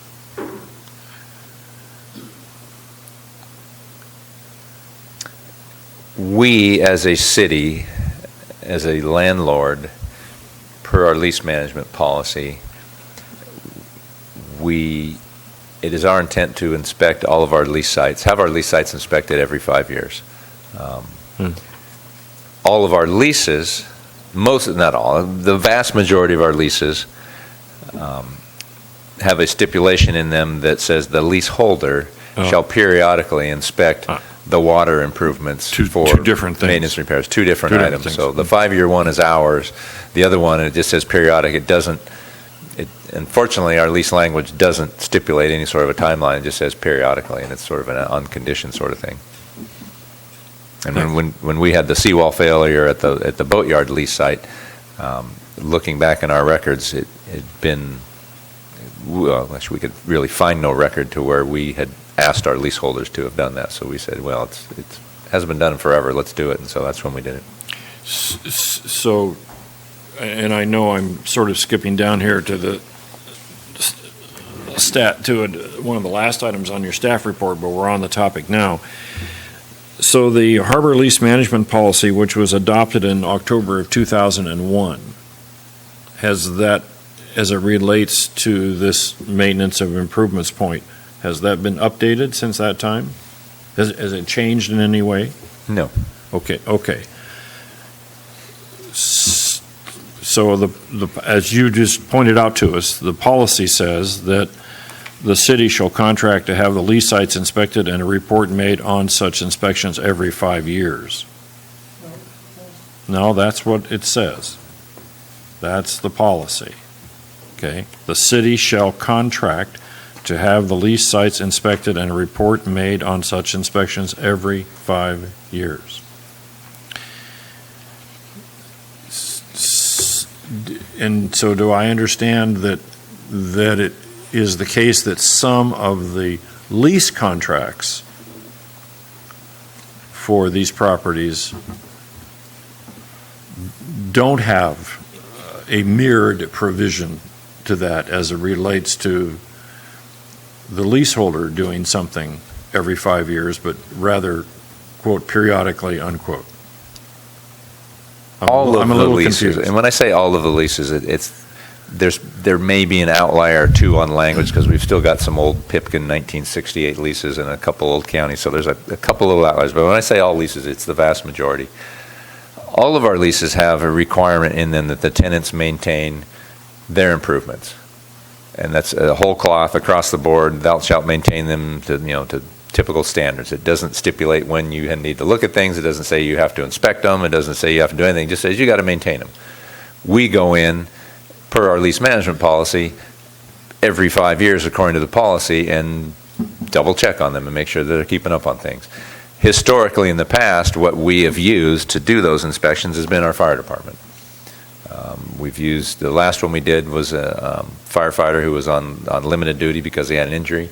And so we used him to come in and do our lease site inspections. And before that, it was another firefighter. I don't know if he was a light duty firefighter, but we used our fire department. And they looked primarily at life safety, fire code type stuff. Although they did inspect the lease site overall for maintenance and repair. And so that's what we've historically used.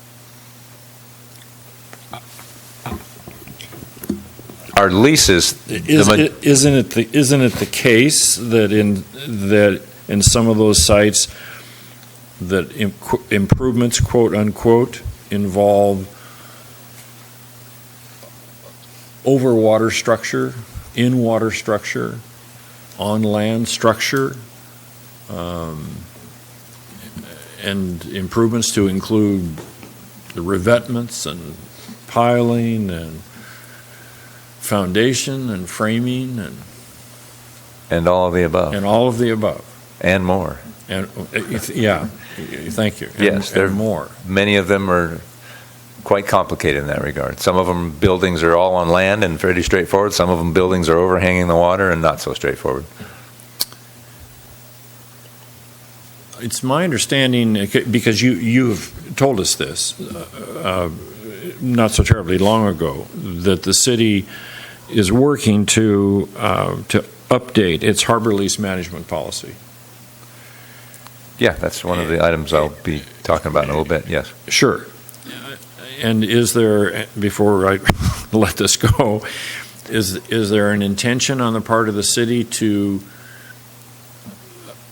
address this inspection, if I use the word advisedly, of improvements on lease sites?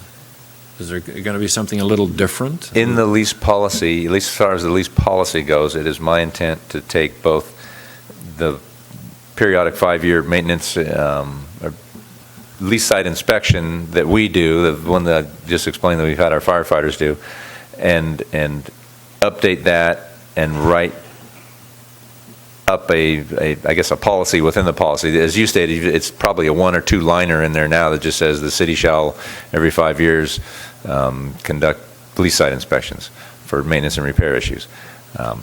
I believe that should be more of a policy that really and maybe we can write a policy that's attached to our lease management policy or some sort of a binder or whatever you want to call it. Something that explains a little more what the procedure is, what the policy and procedure is, because as I've said, we've used the fire department in the past. Ideally, we ought to be using some sort of a commercial building inspector or some outside service to do it.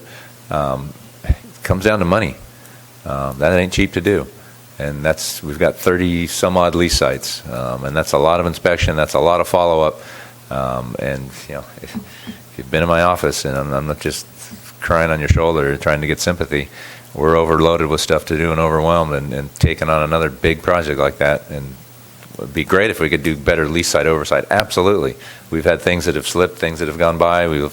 Folks have let things go in some cases, and we've not policed it as well as we could. Yeah, I'd love to do better. I understand, and I'm sympathetic to the challenge. And I'm also aware that the present language, and this is my opinion, I'm not an attorney, I don't want to be an attorney, I'm not pretending to be an attorney, that the existing language, in my personal opinion and in my professional opinion as a Marine surveyor, that does these kinds of inspections, that the city has opened itself up to some liability. In the policy or in our lease site language? In the policy, the city shall contract to have the lease sites inspected and a report made on such inspections every 5 years. And the title of it is maintenance of improvements. And improvements, as you pointed out to me, really is everything. Is everything. That's Yeah. right. So no, I don't disagree with that. So I'm hopeful that in its process of considering an update of its harbor lease management policy, that the city would look very, very seriously at this aspect. Yeah, like I said, I absolutely intend to look at that part of it in the audit part too, and develop some sub-policy underneath the one line that says we shall audit every 5 years. We need policy and procedure and written into that, so we've got consistency and enforceability of it. And you're absolutely right on the maintenance part too. Then council can decide whether the money's worth the squeeze. So. Okay, I've interrupted you. So, Gene? Yes, concerning lease site inspections, the city, and I'm not sure what the policy was, but recently, within a year, that every lease site had to come up with a waterfront inspection on the water side of their leases. I don't know whether that was the periodic thing there that the city insisted on them doing them, or whatever it was, but it's been done. So, in defense of the Harbor Department, they got it done. Well, and that's what I spoke to earlier about where our leases have in them, our lessees have the responsibility to periodically inspect the water improvements. But the leases didn't stipulate a time period, and when we had the failure at the boatyard lease site, we had pause for concern and started looking at other leases and realized that nobody had really done this in forever, other than when, like maybe the Anderson Inn, when the place rebuilt, and of course they went through and had full engineering done, and something like that had occurred. We hadn't required any inspection, so we basically went to our leaseholders and said, hey, if you've had an inspection done of your water improvements in the last, I think we put 10 years on there, show us, otherwise you need to produce something in the next 4 or 6 months, and those are the ones you're talking about, Gene, that got done. And that, and I haven't gotten an update, I haven't asked for an update about that. I mean, you made that clear to me some time ago that was happening. Is it done? Are all of the relevant lease sites, have all the relevant lease sites completed that? Yeah, the lease sites completed their inspections. Yeah, thank you, Gene. I appreciate that. It's the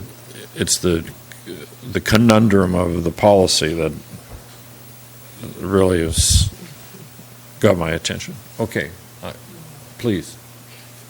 Okay, so we covered 34, 35, 36, 37, the next one north. The actual boatyard, the Myers property there, immediately north of where the old wharf was, where the cannery was.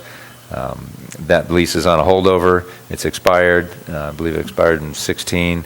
The owner, I've been back and forth with the owner whether or not they want to redo the boatyard. The council's direction on that was that boatyard is going to have to come into modern day environmental compliance because it never really built. I mean, it was built a long time ago and wasn't built with any modern standards as far as environmental capture of pollutants and compliance.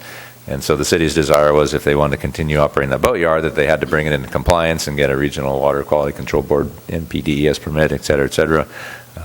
Those owners went back and forth for quite a while trying to figure out what it meant or what it would take to do that. Obviously, as indicated now in the recent news that they're shutting down, they've elected to not operate that boatyard anymore, so they'll be closing that down.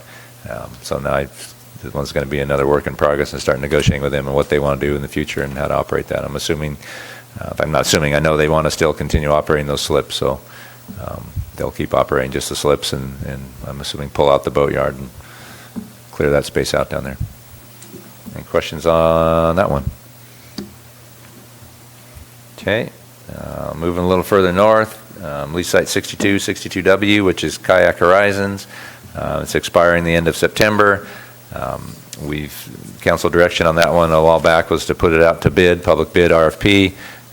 We just put that out here maybe a month and a half ago. Public bid that is expiring in September, and we won't have the RFPs evaluated and awarded, and anybody's got a project. It'll take a fair amount of time, at least probably 8 to 12 months to get through a permitting process at a very minimum. We're on a short-term lease with Dennis Kruger there at Kayak Horizons. He's going to keep operating that for another year. So we're going to put him on a short-term 1-year holdover as we evaluate those proposals, whatever we get for redoing that lease site. And then whoever wins the RFP, whatever their project is, we'll issue a consent of landowner for them to do whatever their project is. They'll go through the planning and permitting process through the planning commission and city council to get concept approval. And once they get concept approval of the plan, then we can negotiate a new lease, which is probably going to be at least a year down the line. So that's the reason for keeping Dennis in place there for a year, so that we've got continuity there. Any questions there? Okay. Next one, next door, 6364, which is the Gray's Inn. Josephine Gray sold that lease site to a young couple, Todd and Tamara Baston. A couple of years ago, they had a proposal as that lease was expiring, or moving towards expiring, it's an old Pipkin lease. They had a proposal to do a modest redevelopment there. They're not going to tear anything down. The building stays. They'll build a walkway out in the back. They got concept level approval for that. The harbor walk on the back side. They're doing some ADA and other improvements in the front. They're doing some parking improvements on the parking that they have up in the front end of that place. And I think a little longer down the line, maybe they'll do something with the slip. So that one is another one on my plate to negotiate. It's basically negotiation underway, or preparing to get underway to negotiate with them a new lease for longer term for them to operate. Any questions there? With new lease negotiations, this, as I understand it, the city's pricing policy currently is, quote, appraised value, unquote, whatever that might mean. Whatever that results in, and 8% thereof. Is there any intention on the part of the city to reevaluate that rate? That would logically be a part of the lease management policy. We're going to be looking at all aspects of the lease management policy, and rental rates certainly will be one of them. As far as looking at, so you're right, it's 8% of the appraised value of the underlying property, which is basically the dirt. It's a sort of a strange appraisal because it's not your typical fee-owned property. There's appraisers that it's a little bit of a specialty. Not every real estate appraiser can do it, but it is the appraised value of the property, and you take 8% of that, and that's the base rent, and then you apply the percentage rents to it, and you come up with an overall rent. So I'm sure the rent, our basic rent structures are going to be part of that lease management policy, because that's where that lives. Well, the part of it about the land appraisal being the basis for it, that's, I understand. I mean, that's embedded in the Tidelands grant, in the state's Tidelands grant legislation, chapter 17.6, but there's nothing in there about what the applied rate would be. No, correct. And there are, I'm just being conversational, not argumentative, and there are a variety of rates in other waterfront municipalities up and down the coast. So I would invite the city to consider that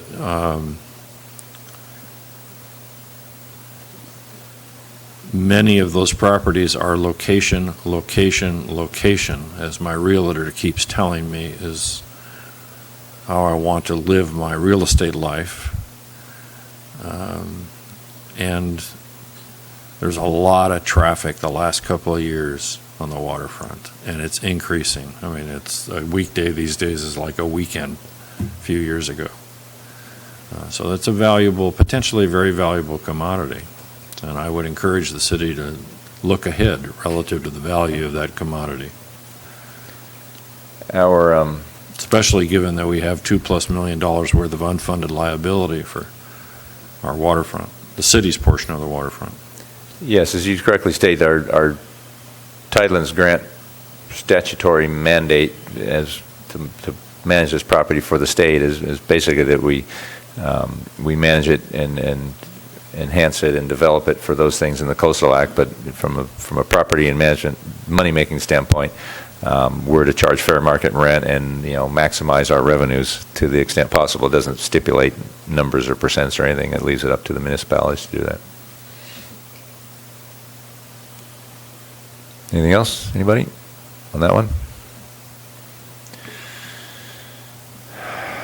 Gray's Inn, 6970 Morro Bay Aquarium, another Pipkin lease, penned in 1968. It expires the end of this September. I'll back up a little bit historically, and starting about 5 years ago, we went to the leaseholder to see what their plan for the future was. They wanted to continue operating essentially the way they were. City Council elected to not go with that future and wanted to put it out to bid and change the way it was operating. We put it out to bid. We had one interested party in that process. Was the Avila Aquarium folks. Initially, they changed their name to Central Coast Aquarium, even though they did not. Nobody applied to the RFP document itself within the document deadline, but Central Coast Aquarium continued to remain interested. Came back to the City Council several times with their project and what their proposal was. The council issued a consent of landowner document for them to move forward with. I think all the dates in that consent of landowner document have since expired. Central Coast Aquarium is still at the table. They've got a tentative United States Department of Agriculture, USDA, $20 million grant approval. It requires a number of studies and other documents be produced. About $130,000 worth of documents, I believe. The first big one is a financial feasibility study that's somewhere between $30,000 and $40,000. Much like our boatyard project, financial feasibility is the logical next step to see if that project can move forward. So Central Coast Aquarium is trying to figure out how to raise the funding to do that. They had, like I said, we'd put a consent to landowner approval with them, and they were supposed to move forward with that. They weren't able to do that over the last 3 or 4 years. But they've got new directorship, and we're working with Christine Johnson, who's the new director there, to see if they're going to be able to put together that financial feasibility to see where that will go. So we're very much a work in progress. A long way to go on it. We're at least the plan today, and it could change depending on how things develop with Central Coast Aquarium, is come September, after the lease expires with the Tylers, is to go into an interim short-term lease with Central Coast Aquarium for them to operate on site, and then as they work through financial feasibility and the rest of all the studies they need to try and get funded. At And I'm what sure there's rate? going to be questions on this one. At what rate? It's to be determined. Haven't even negotiated that yet. Before I start, let's. Gene, on this one? Owen? Lynn? Dana? Did I hear you say that they were going to take over that lease right away? And then find out how they were going to afford it? It's not, I would say everything is under negotiation at this point. You know, we had planned on moving forward with them. They had some, they went through a pretty significant management change with their executive director, and they lost a lot of time in that process. So unfortunately, we're behind the 8 ball very much now, because the Tylers are, at least with them, is expiring the end of September. Okay, so I was just thinking about that, and seeing the possible empty lease site on the water that the city has. Is there a way for the city to use that temporarily until you actually have a tenant for sure, or just curious? I guess anything is up for consideration. Couldn't the city use it? Could we rent it out for something? I suppose. I don't know anything that the city, meaning myself and my department in the city, or anybody else, can use it for.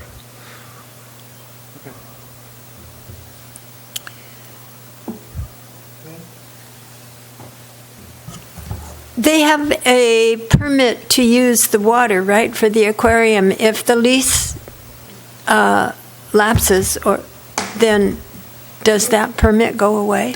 There is no permit there. There hasn't been for probably decades. That was when we were first considering what direction to go before we even decided which direction to go with to put it out to bid.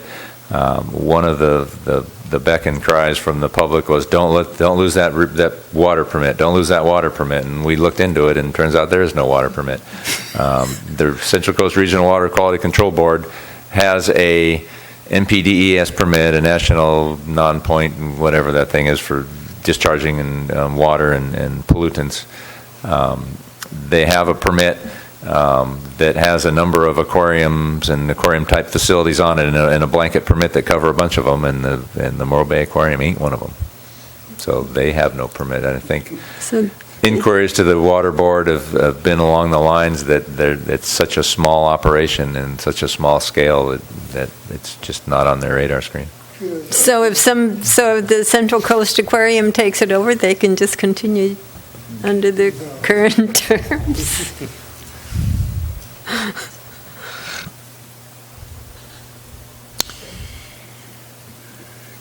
Understanding that it's speculation as opposed to fact, based upon properties along the waterfront, lease sites along the waterfront that are of similar size, could you offer a speculation on what, if it was 8% of appraised value, what the annual rent might be? You know, I just happen to have that exact information. I wouldn't be speculation at all. So based on relatively recent nearby-ish appraisals from per square foot dollar area for land and water, so there's an appraised value that typically comes out for the land leases and then for the water leases, which start at about the top of the revetment on down. The water lease is usually half of the land lease. Based on the existing square footage of the Morro Bay Aquarium, not including the street end, which is what we also put out to bid for potential build, include what Central Coast Aquarium had proposed to build on, but not including that square footage, just the existing lease site under existing appraisal rates, which are about $57 per square foot for land and $28.50 for water, comes to just shy of $24,000 per year as a base rent at 8%. Okay, thank you. And do I recall that in 2015, when the city issued its consent to landowner provisional to the CCA, the Central Coast Aquarium, for that site, that it was proposed to be $1 a year? I don't have the consent of landowner in front of me, but I don't recall the consent of landowner saying anything about a rental rate, because at that point there was no rental to be had. It was just permission for CCA to apply to the Community Development Department for all the plans to start going through the permitting process. So, and as I spoke earlier on, I forget which lease site, we don't negotiate a lease until after they get concept level approval, and it would take them quite a while to get through that. $1 a year was what was floated out pretty early on when CCA came to the table and they said, we're interested. And they said, we believe, we've done our own financial analysis, and they proposed $1 a year. And at that time, the city administration had taken that and said, okay, and that's what we move forward with, and that's what we were proposing to the council when we approved that consent to landowner in a conceptual way in terms of what we thought the rent was going to be, but always up to negotiation. And my recollection is that's what council responded to. What do you mean responded? The concept of $1 a year. Yes, but that was also the council 4 years ago? 2015. Yeah. And repeated again in 2016. But still, that would be to be negotiated. Okay. And so, to restate something that you already made clear to us, Chapter 17.6 of state law requires that those lands be rented out at fair market. And I hope the city's paying attention to that. You mentioned the financial feasibility study, which is a necessary element of the application process for the grant that CCA is pursuing. And you mentioned $30,000 to $40,000, which CCA says is correct, and 40 is the number that they are using. And if I recall, the city of Morro Bay and the council approved a $10,000 gift of taxpayer money to the CCA in 2015 to use toward, conditional, to use toward that financial feasibility study. And at that time, CCA said it had $10,000 and that it would raise the other 20. To my knowledge, that hasn't happened yet. As recently as a couple of months ago, CCA said that it still had the $10,000 of Morro Bay taxpayer money and that they had 14 of their own. So as of a couple of months ago, they had 24 of the proposed 40 after 3 years. I also took the time to look at the public record or the financial records of CCA, and I can share with you that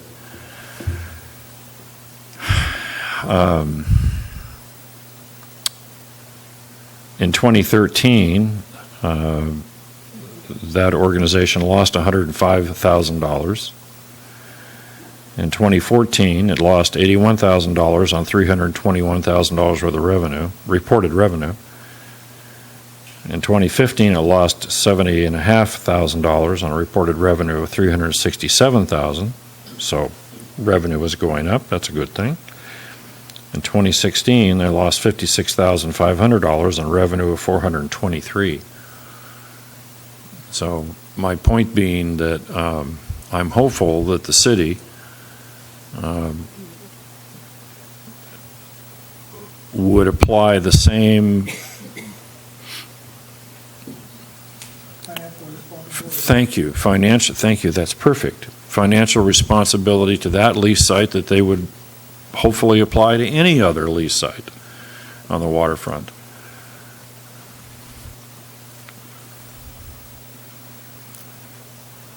Also, it might be worthwhile to mention that according to CCA a couple of months ago, that the application process for the grant that they would like to obtain from USDA would be, this is them talking, approximately a 2-year process, if not a bit longer. The point of that being, that's their business, the point of that being that lease site 6970 and 69W70W, insofar as the Central Coast Aquarium is concerned, as a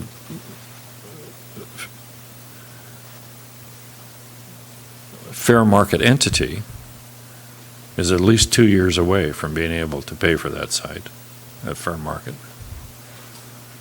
So I think my personal opinion is, and I'm taking advantage of my position sitting here tonight with a microphone, that I think the city's got a challenge relative to that lease site, those lease sites. And I hope it pays some attention to it, because that's valuable property down there. I love aquariums, I'm all for aquariums. $2+ million worth of unfunded liability for the waterfront that the city owns presently, and the number's going up all the time. We've got to make some money off of those sites. Not only that, they're obligated to do so according to state law. I'll get it down off my soapbox. Thank you. Okay, any other questions on aquarium? Okay, moving right along. Next on the list, 86, W, Libertine Pub, right down there below Centennial Stairway, Centennial Parkway. The owner of that site had put in a joint proposal with another developer and to the RFP that we had put out to the next door neighbor site, Off the Hook, a couple of years ago, to jointly put those two sites together. We had a consent of landowner. We have a consent of landowner issued for that site initially. I guess I should back up even further. We went to that leaseholder about 5 years ago and asked if he had intention to continue on or redevelop it. He did. The city council went with his plan. His original plan was to scrape it to the ground and build a new one-story brew pub, keeping the Libertine theme in there, Libertine Pub theme in there, have a little bit of food, but mostly alcohol and brewing, and then a little upstairs view deck for people to go up onto. Some nice, where they have parking now. 4 substandard parking places would be outdoor promenade type area. So he was going to move forward with that. Then the RFP project came along for Off the Hook. He proposed to go in both sites with that. So that took a fair amount of time for that process to unwind. He was not awarded that site with his fellow developer, John King. Started to pursue the original project. Decided, with some encouragement from the city, to keep the existing building and keep it 2 stories and convert the upstairs to hotel and do the brew pub thing on the downstairs. So the city went to the city council with that, issued a new consent of landowner on that. Subsequently, in the time being, now the Market Plaza property across the street and on the hill where D'Estacios is and the parking lot has gotten out to being marketed, and he's interested in that project as well with another developer and possibly tying the Libertine property together. So we're kind of waiting to see how that Market Plaza project plays out. His lease expires the end of September. Went to the council a while ago in closed session, and it's still a work in progress under negotiation what direction we're going with him, but probably be sticking with him for a little while until we find out what happens with Market Plaza and see if he's going to be applying there. Questions? At what rate?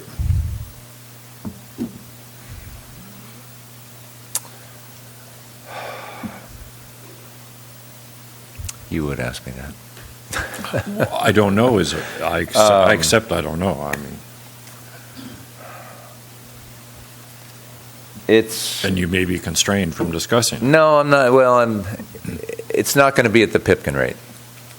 It should be at fair market. And that's actually what I should have said, is it going to be at the Pipkin rate? Yeah, no, the Pipkin rate was a rate set in '68, and then it got reappraised once in 1993, and so for a year it was sort of market, but then obviously it's dropped behind. It's just been CPI adjustments, and then so it's under negotiation, but it's not going to be the Pipkin rate. Thank you. Any other questions on Libertine? Okay, next door, 8788, formerly Off the Hook Restaurant, on an interim lease now. So I explained to you that went out to public bid. We had 3 people apply, 3 entities apply. The joint project from the Libertine folks next door, the existing leaseholder who had fairly recently taken over from a foreclosure from Violet League, and then Sharice Hansen and their husband, the young couple in the front and under the sea gallery, all put in proposals. City Council eventually went with TLC, Sharice Hansen and her husband, Travis League, with their proposal, issued a consent of landowner for them to apply. They had to have gotten their full plans and specs into community development for the regular permitting process begin to start back in January this year. They did that. They're going to Planning Commission, I believe, at the next meeting, some mid-August, the first or second meeting in August. I can't remember which one. Okay, August 21st, Lori's telling me. So they're slated for Planning Commission. They've got some pretty tight time triggers they got to meet to perform to stay within compliance of their consent to landowner. So it's really going to see how things go at Planning Commission on the 21st.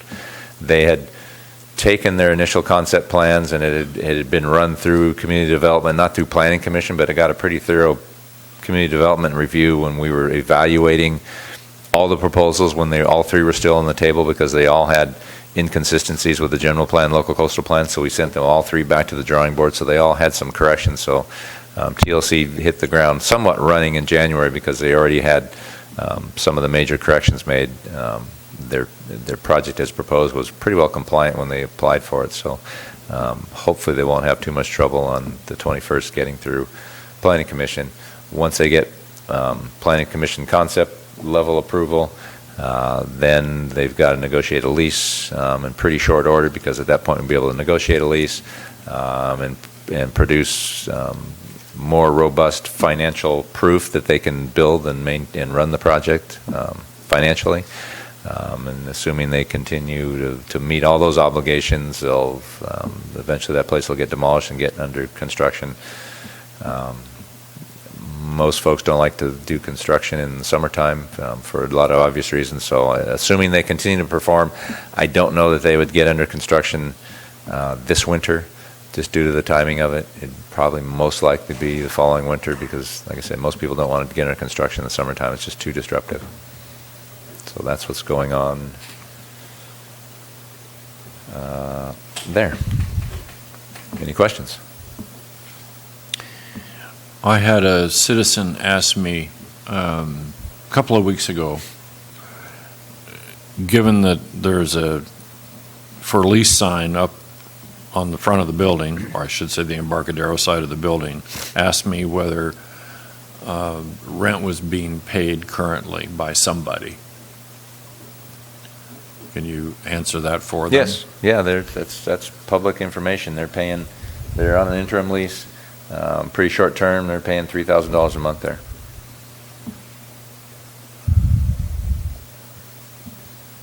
Which is, if you amortize that out over 12 months, is a little bit more than what we were making off the previous leaseholder from a base rent standpoint. It's going to be my next question. And you're right, there's a banner up there, so they've basically got all the retail space filled. The restaurant space in the back was pretty stripped clean, and a lot of non-restaurant and other siding, and the place was left a mess. The previous leaseholder that left there tore a lot of stuff out, and the place is pretty uninhabitable, so Sharice and Travis have been trying to get it fixed back up and lease it out, including the upstairs. There's some upstairs space. It was kind of built to be an apartment or a transient occupancy. It was a sort of an illegal apartment building for a while, but it's a little tough of a place to, maybe an office, but the zoning down there is so tight, you can't just have any office down there. It's got to be coastal dependent and fit the zoning, which is tough. So they're trying to get anybody in there. I know the banner out front says, all uses welcome or all something welcome. Well, it's got to be in compliance with the zoning. Anything and anything can't just go in there. It's got to match the zoning, which unfortunately is pretty restrictive. So that's what's going on there. Any other questions? 89W, the boatyard. I spoke a fair amount about the failing seawall there. Seawall partially collapsed in 2015. We've been negotiating with the owner there for an awful lot. Been back and forth to council. We've got new leases in place. Got amended leases in place. We've gone back and forth many, many times. Trying to avoid a lawsuit there. That site was redeveloped in the mid-90s, early to mid-90s, completely scraped, rebuilt.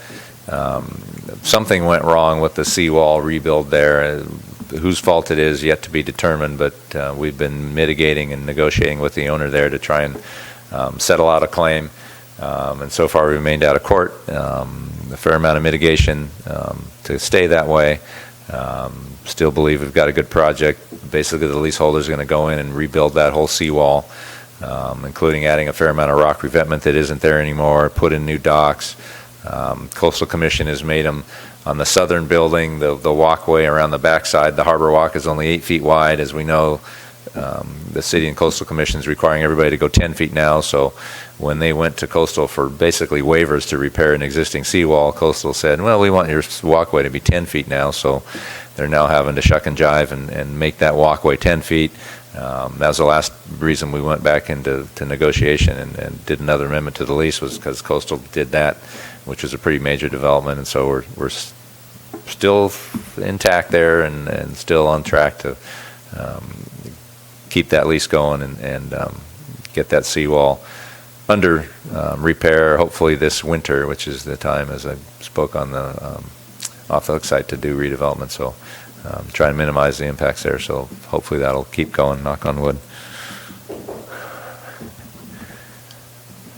In conjunction with that site, Otter Rock Cafe next door, that site has been for sale for a number of years. The boatyard leaseholder is working on buying that site and doing a pretty major remodel to the Otter Rock Cafe building, and bringing in a new operator, redoing the docks there as well, or the one dock there in front.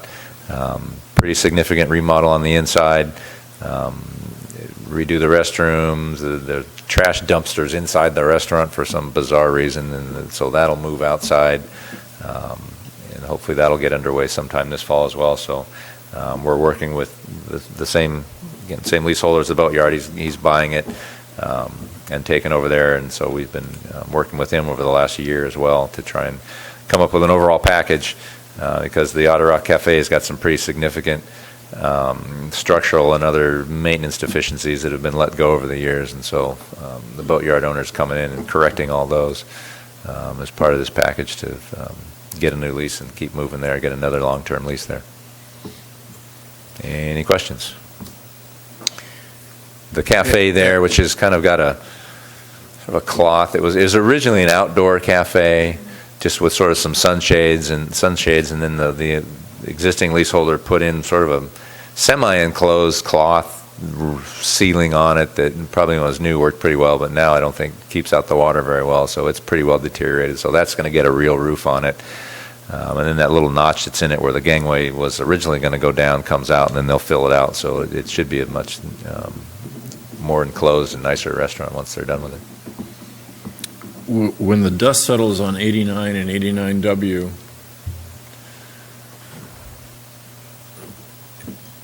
can we assume that the rent will be significantly modified? The rent is reduced, currently reduced, and stays that way for about 10 years. to mitigate for that. So that's what we've been negotiating with the council, and that leaseholder for the last 5 years is of an overall package that keeps everybody out of court and keeps everybody happy and gets that wall fixed and keeps that site operating.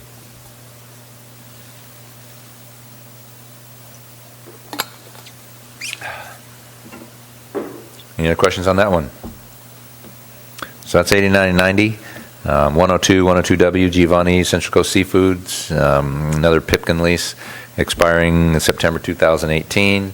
I've got previous council direction on that one to work with Giovanni de Garamore and negotiate a new lease there.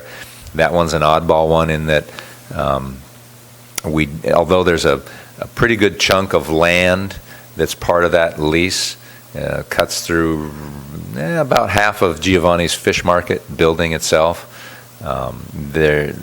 We don't own all the property there. That is one of the few exceptions on the waterfront where on the west side of Embarcadero, we don't own Giovanni's parking lot and the coffee pot restaurant and the t-shirt shop down below. That's all privately owned property. That was, before the war, that was actually dry land. So after the existing landowners kept that land, and so council said negotiate with the existing landowner because obviously it's a fee owned there, and he had all the access. So that's what we're doing on that site, and that's another work in progress. Probably going to end up going on a holdover because I doubt I'll have a lease negotiated by the end of September. So, and he's, as you know, those slips were put in maybe 3 or 4 years ago now. So that was sort of the last real development that could be done into there. The parking lot area, although there's a lot of open space, it is required parking for those slips and the other projects, all the other improvements they've done in there. So I don't think they could take up parking space and do anything different to fill in with building and do anything more with. So there won't be, at least I don't anticipate a lot of redevelopment. I don't know if Giovanni intends to rebuild that building or not, or redo it. So far he hasn't indicated he has. I think it's going to stay put. Questions on that one? Ron, you look like you have a question. It's coming. Well, no, I was just thinking about the site, and I was thinking about the fact that that deck, if you will, it's not actually a deck; it's a wharf, I guess, in front of where the serving tables are. That's treated timbers or something. I mean, they're massive.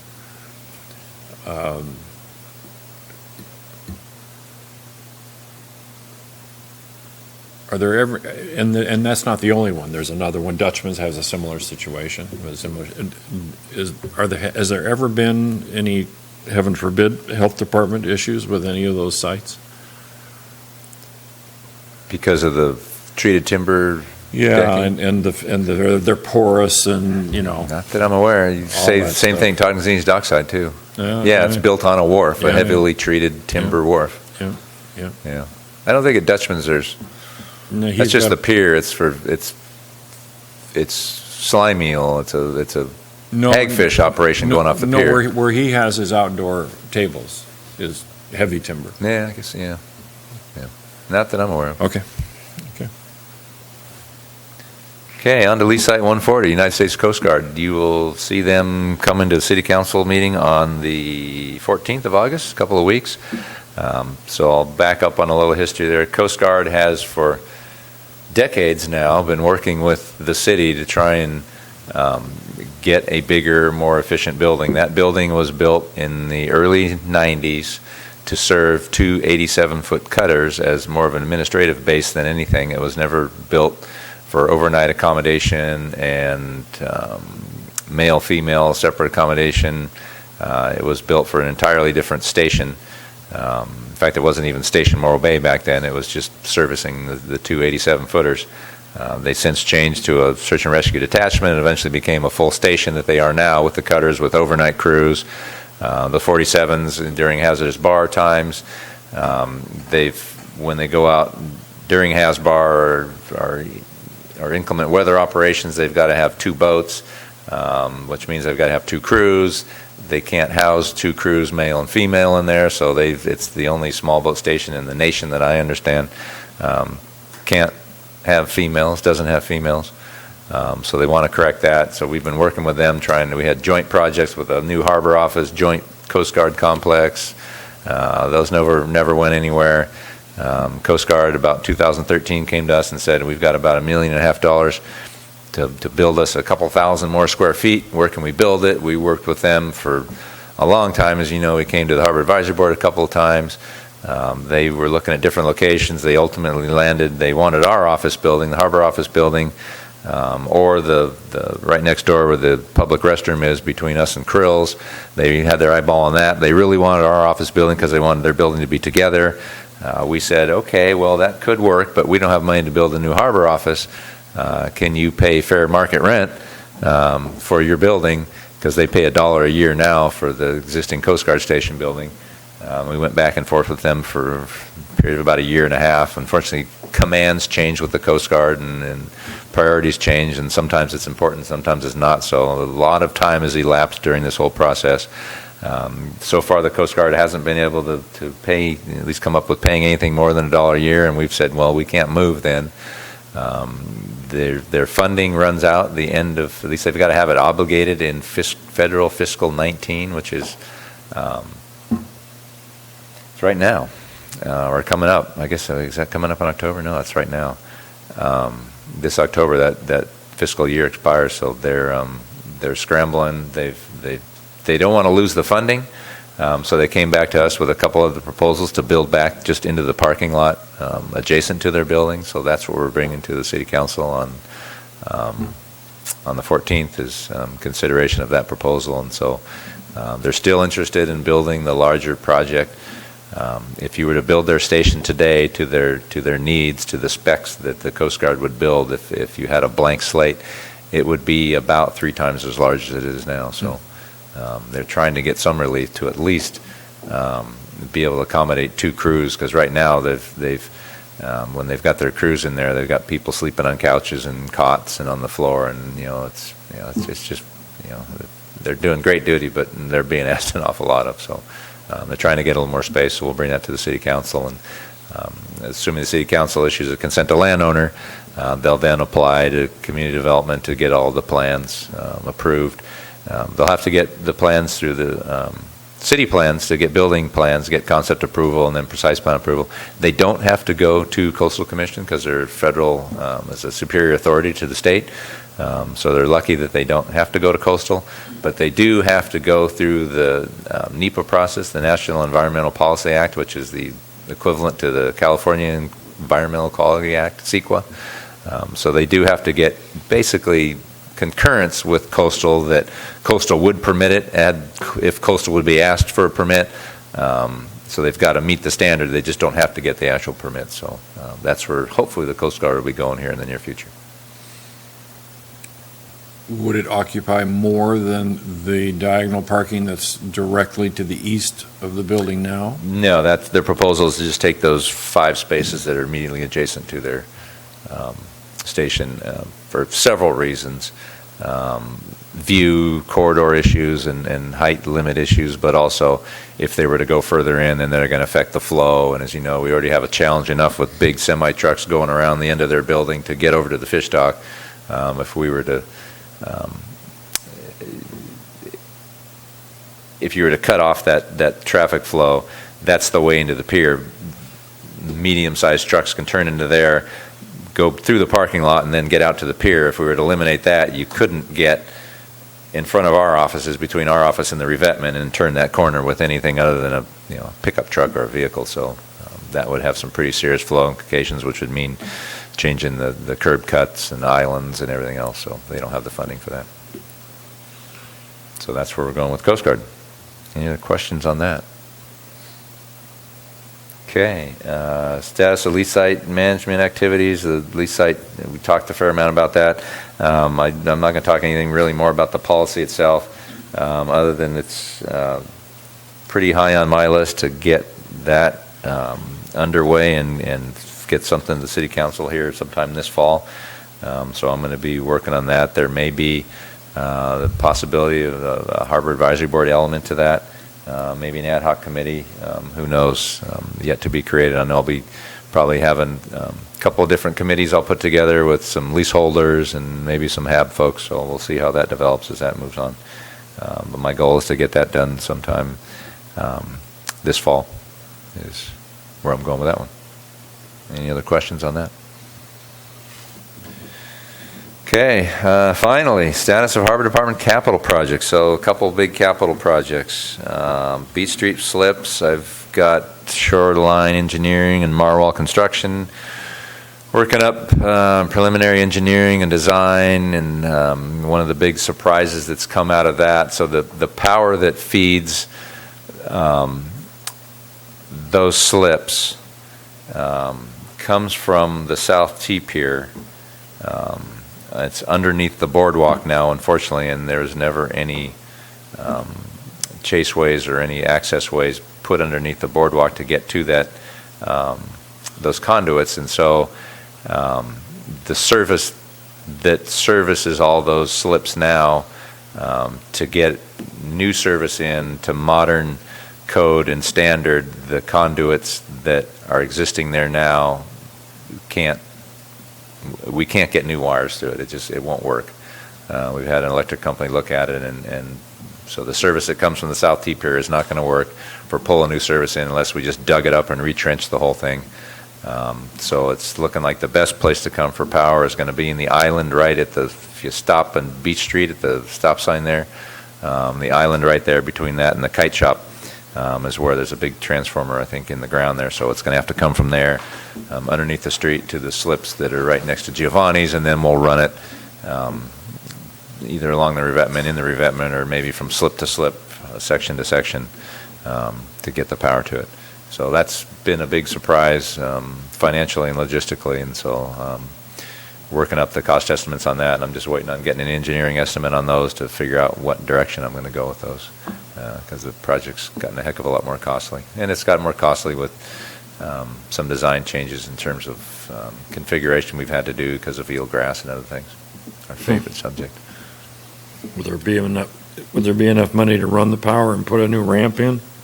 Well, our hope is we've got to, it's got to get powered, so we're going to have to get power to it, and we're going to have to bring it to code, so we're going to have to do that part. Our plan now on the north slips is to eliminate that little walkout pier that goes, and then you hit the gangway down, eliminate that whole pier, and just do a gangway all the way across, which will really limit out the slope. It'll ease up the slope to that gangway a lot, and eliminate that pier and get rid of all the pilings, which is a good thing. So that'll bring the cost down there. The gangway on the south side, as you know, on a low tide, it's like a mountain climb. There's not a lot of space there. We're trying to reconfigure it so it goes off at more of an angle. It hits maybe a wider head float area so that it won't be able to meet any kind of ADA spec, but it'll definitely be better than how it is now, which is about a 45-degree slope on a low tide. That's our hope there. So. And then launch ramp. Launch ramp's kind of a tale of woe. So I went to DBW 5 years ago and to approach them about their grant program for launch ramps. They said, sure, absolutely, we've got money, let's do it. DBW said, our preference is we'll come to your site, sort of tell us what you want to do project-wise. We'll do all the concept design and engineering cost estimates and give that to you, and then you take that and put it in your application, including the dollar amount, and apply for that amount of money. And we found that gives us a better project because we've cost estimated, and we think we can, we know what we want and what we look for, and so we think that works better. And I said, okay. And I did that, and they gave me a one-page concept design that had 20-odd bullet points on it of things that we were going to do, and they came up with a cost estimate of I can't remember the number, 1.4 million, 1.7 million. I can't remember the number. And I applied for that, and it took me several years to get DBW to get it in their budget and to get the governor to approve it in the budget, and we did, and we got the grant, and the first grant we got was for $250,000, and that was to get us all the way through planning and permitting and designs and get us to 100% design level. So I started contracting with engineers and architects and a project manager, and DBW has to approve all those contracts, and so we started going back and forth with DBW and contract approval. And then about 4 months into that, they told us that they didn't want us to do individual contracts with an architect and an engineer and an asphalt person and a this person. They want it all under one big contract. So that threw my process into a little bit of a tailspin. And so as I started trying to cost it out in terms of contracting to see what my contract authority would be, we started looking at timeline and how to get this thing through. It became pretty apparent to us that the cost estimates they did for the one-page concept scope of work, there were several things that didn't match. The biggest one was the engineering concept plan page said that we were going to go in and re-asphalt, or at least scrape the asphalt and repave, because the asphalt is at its life limit. And it had 3 inches of asphalt designated on there. And the cost estimate that DBW had was, I want to say $90,000 for the entire parking lot. And we looked at that, and we looked at the fact that regional water was almost in all likelihood going to require us to change that filter drain in the middle of that parking lot and put in bioswales and do all the new groovy stuff you do in a parking lot now to try and filter off the pollutants. $97,000 wasn't going to cut it. And when we went back to DBW with this little fact, they said, well, I guess city, you're just going to have to make up the difference. And so we kind of scratched our heads and, well, that's not going to work. And we had a similar issue with the ADA. They had all the elements in the ramp were to be ADA connected, ADA accessibility connectivity through the thing. And their price tag on that, including the restroom, and their price tag on that was $80,000. And when I had my project consultant go in and start really seeing what it needed for ADA, the only thing that was really ADA compliant was some of the pathway around the restroom. The interior of the restroom was not even close. All the pathway from the restroom to the fish cleaning station, all the way from the fish cleaning station over to the slips in the pay kiosk, was out of compliance, both in slope, too much cross slope, and if you go along that path where the slips are, on the ocean side of the path, the path just ends and drops off, and then it hits dirt and rock revetment. Well, you've got to have curbs and all kinds of other stuff, and so we looked at that and went, $87,000 isn't going to cut it. Went back to DBW, and they said, well, city, I guess you're just going to have to make up the difference. And so we scratched our heads again, and I went back to the city council, and I said, okay, I'm going to rescope this thing. I asked for $45,000 in funding to hire some consultants to do some analysis, do a little engineering. So I hired Earth Systems to go in and analyze the asphalt, and indeed determine that it's shot and it needs to be scraped and re-asphalted. And then an ADA consultant to go in and look at the ADA connectivity, and came up with real cost estimates. The parking lot was, I want to say, $400,000 or something. And all the ADA stuff was a couple $100,000. So I went back to DBW with that fact and said, your budget isn't going to match this scope. And they argued with us about scope, and they kept saying, well, you're just going to have to make up the difference, or gave us a couple options, none of which are really very viable. So I'm kind of left scratching my head. I don't want to throw in the towel and just give up this grant, but DBW's, and I don't know if they're listening right now, but I'm too tired. DBW is not making it easy to administer and implement this grant, so I'm not sure where we're going to go with that one. Can the scope be restricted to just the launch ramp and its piers? I've talked about that with my project consultant, and we've talked in pieces about that with DBW, that exact question. I thought, well, let's at least do the launch ramp, but maybe the fish cleaning station. The problem is they've taken the position that, okay, if you want to do that, then whatever line item number, whatever our dollar amount that we estimated for that item, that's the number. You can't just take the whole $1.7 million grant and do as much as you can. you're going to get the numbers that we gave you, and that's what you're going to do for that part. So that's exactly what I'm looking at now to see what elements I can maybe pull out now where they've got good cost estimating, and see if I can do those. Obviously, the ramp's my number one, because that ramp is just toast. The boarding floats, and here's another permutation to this, is another head scratcher.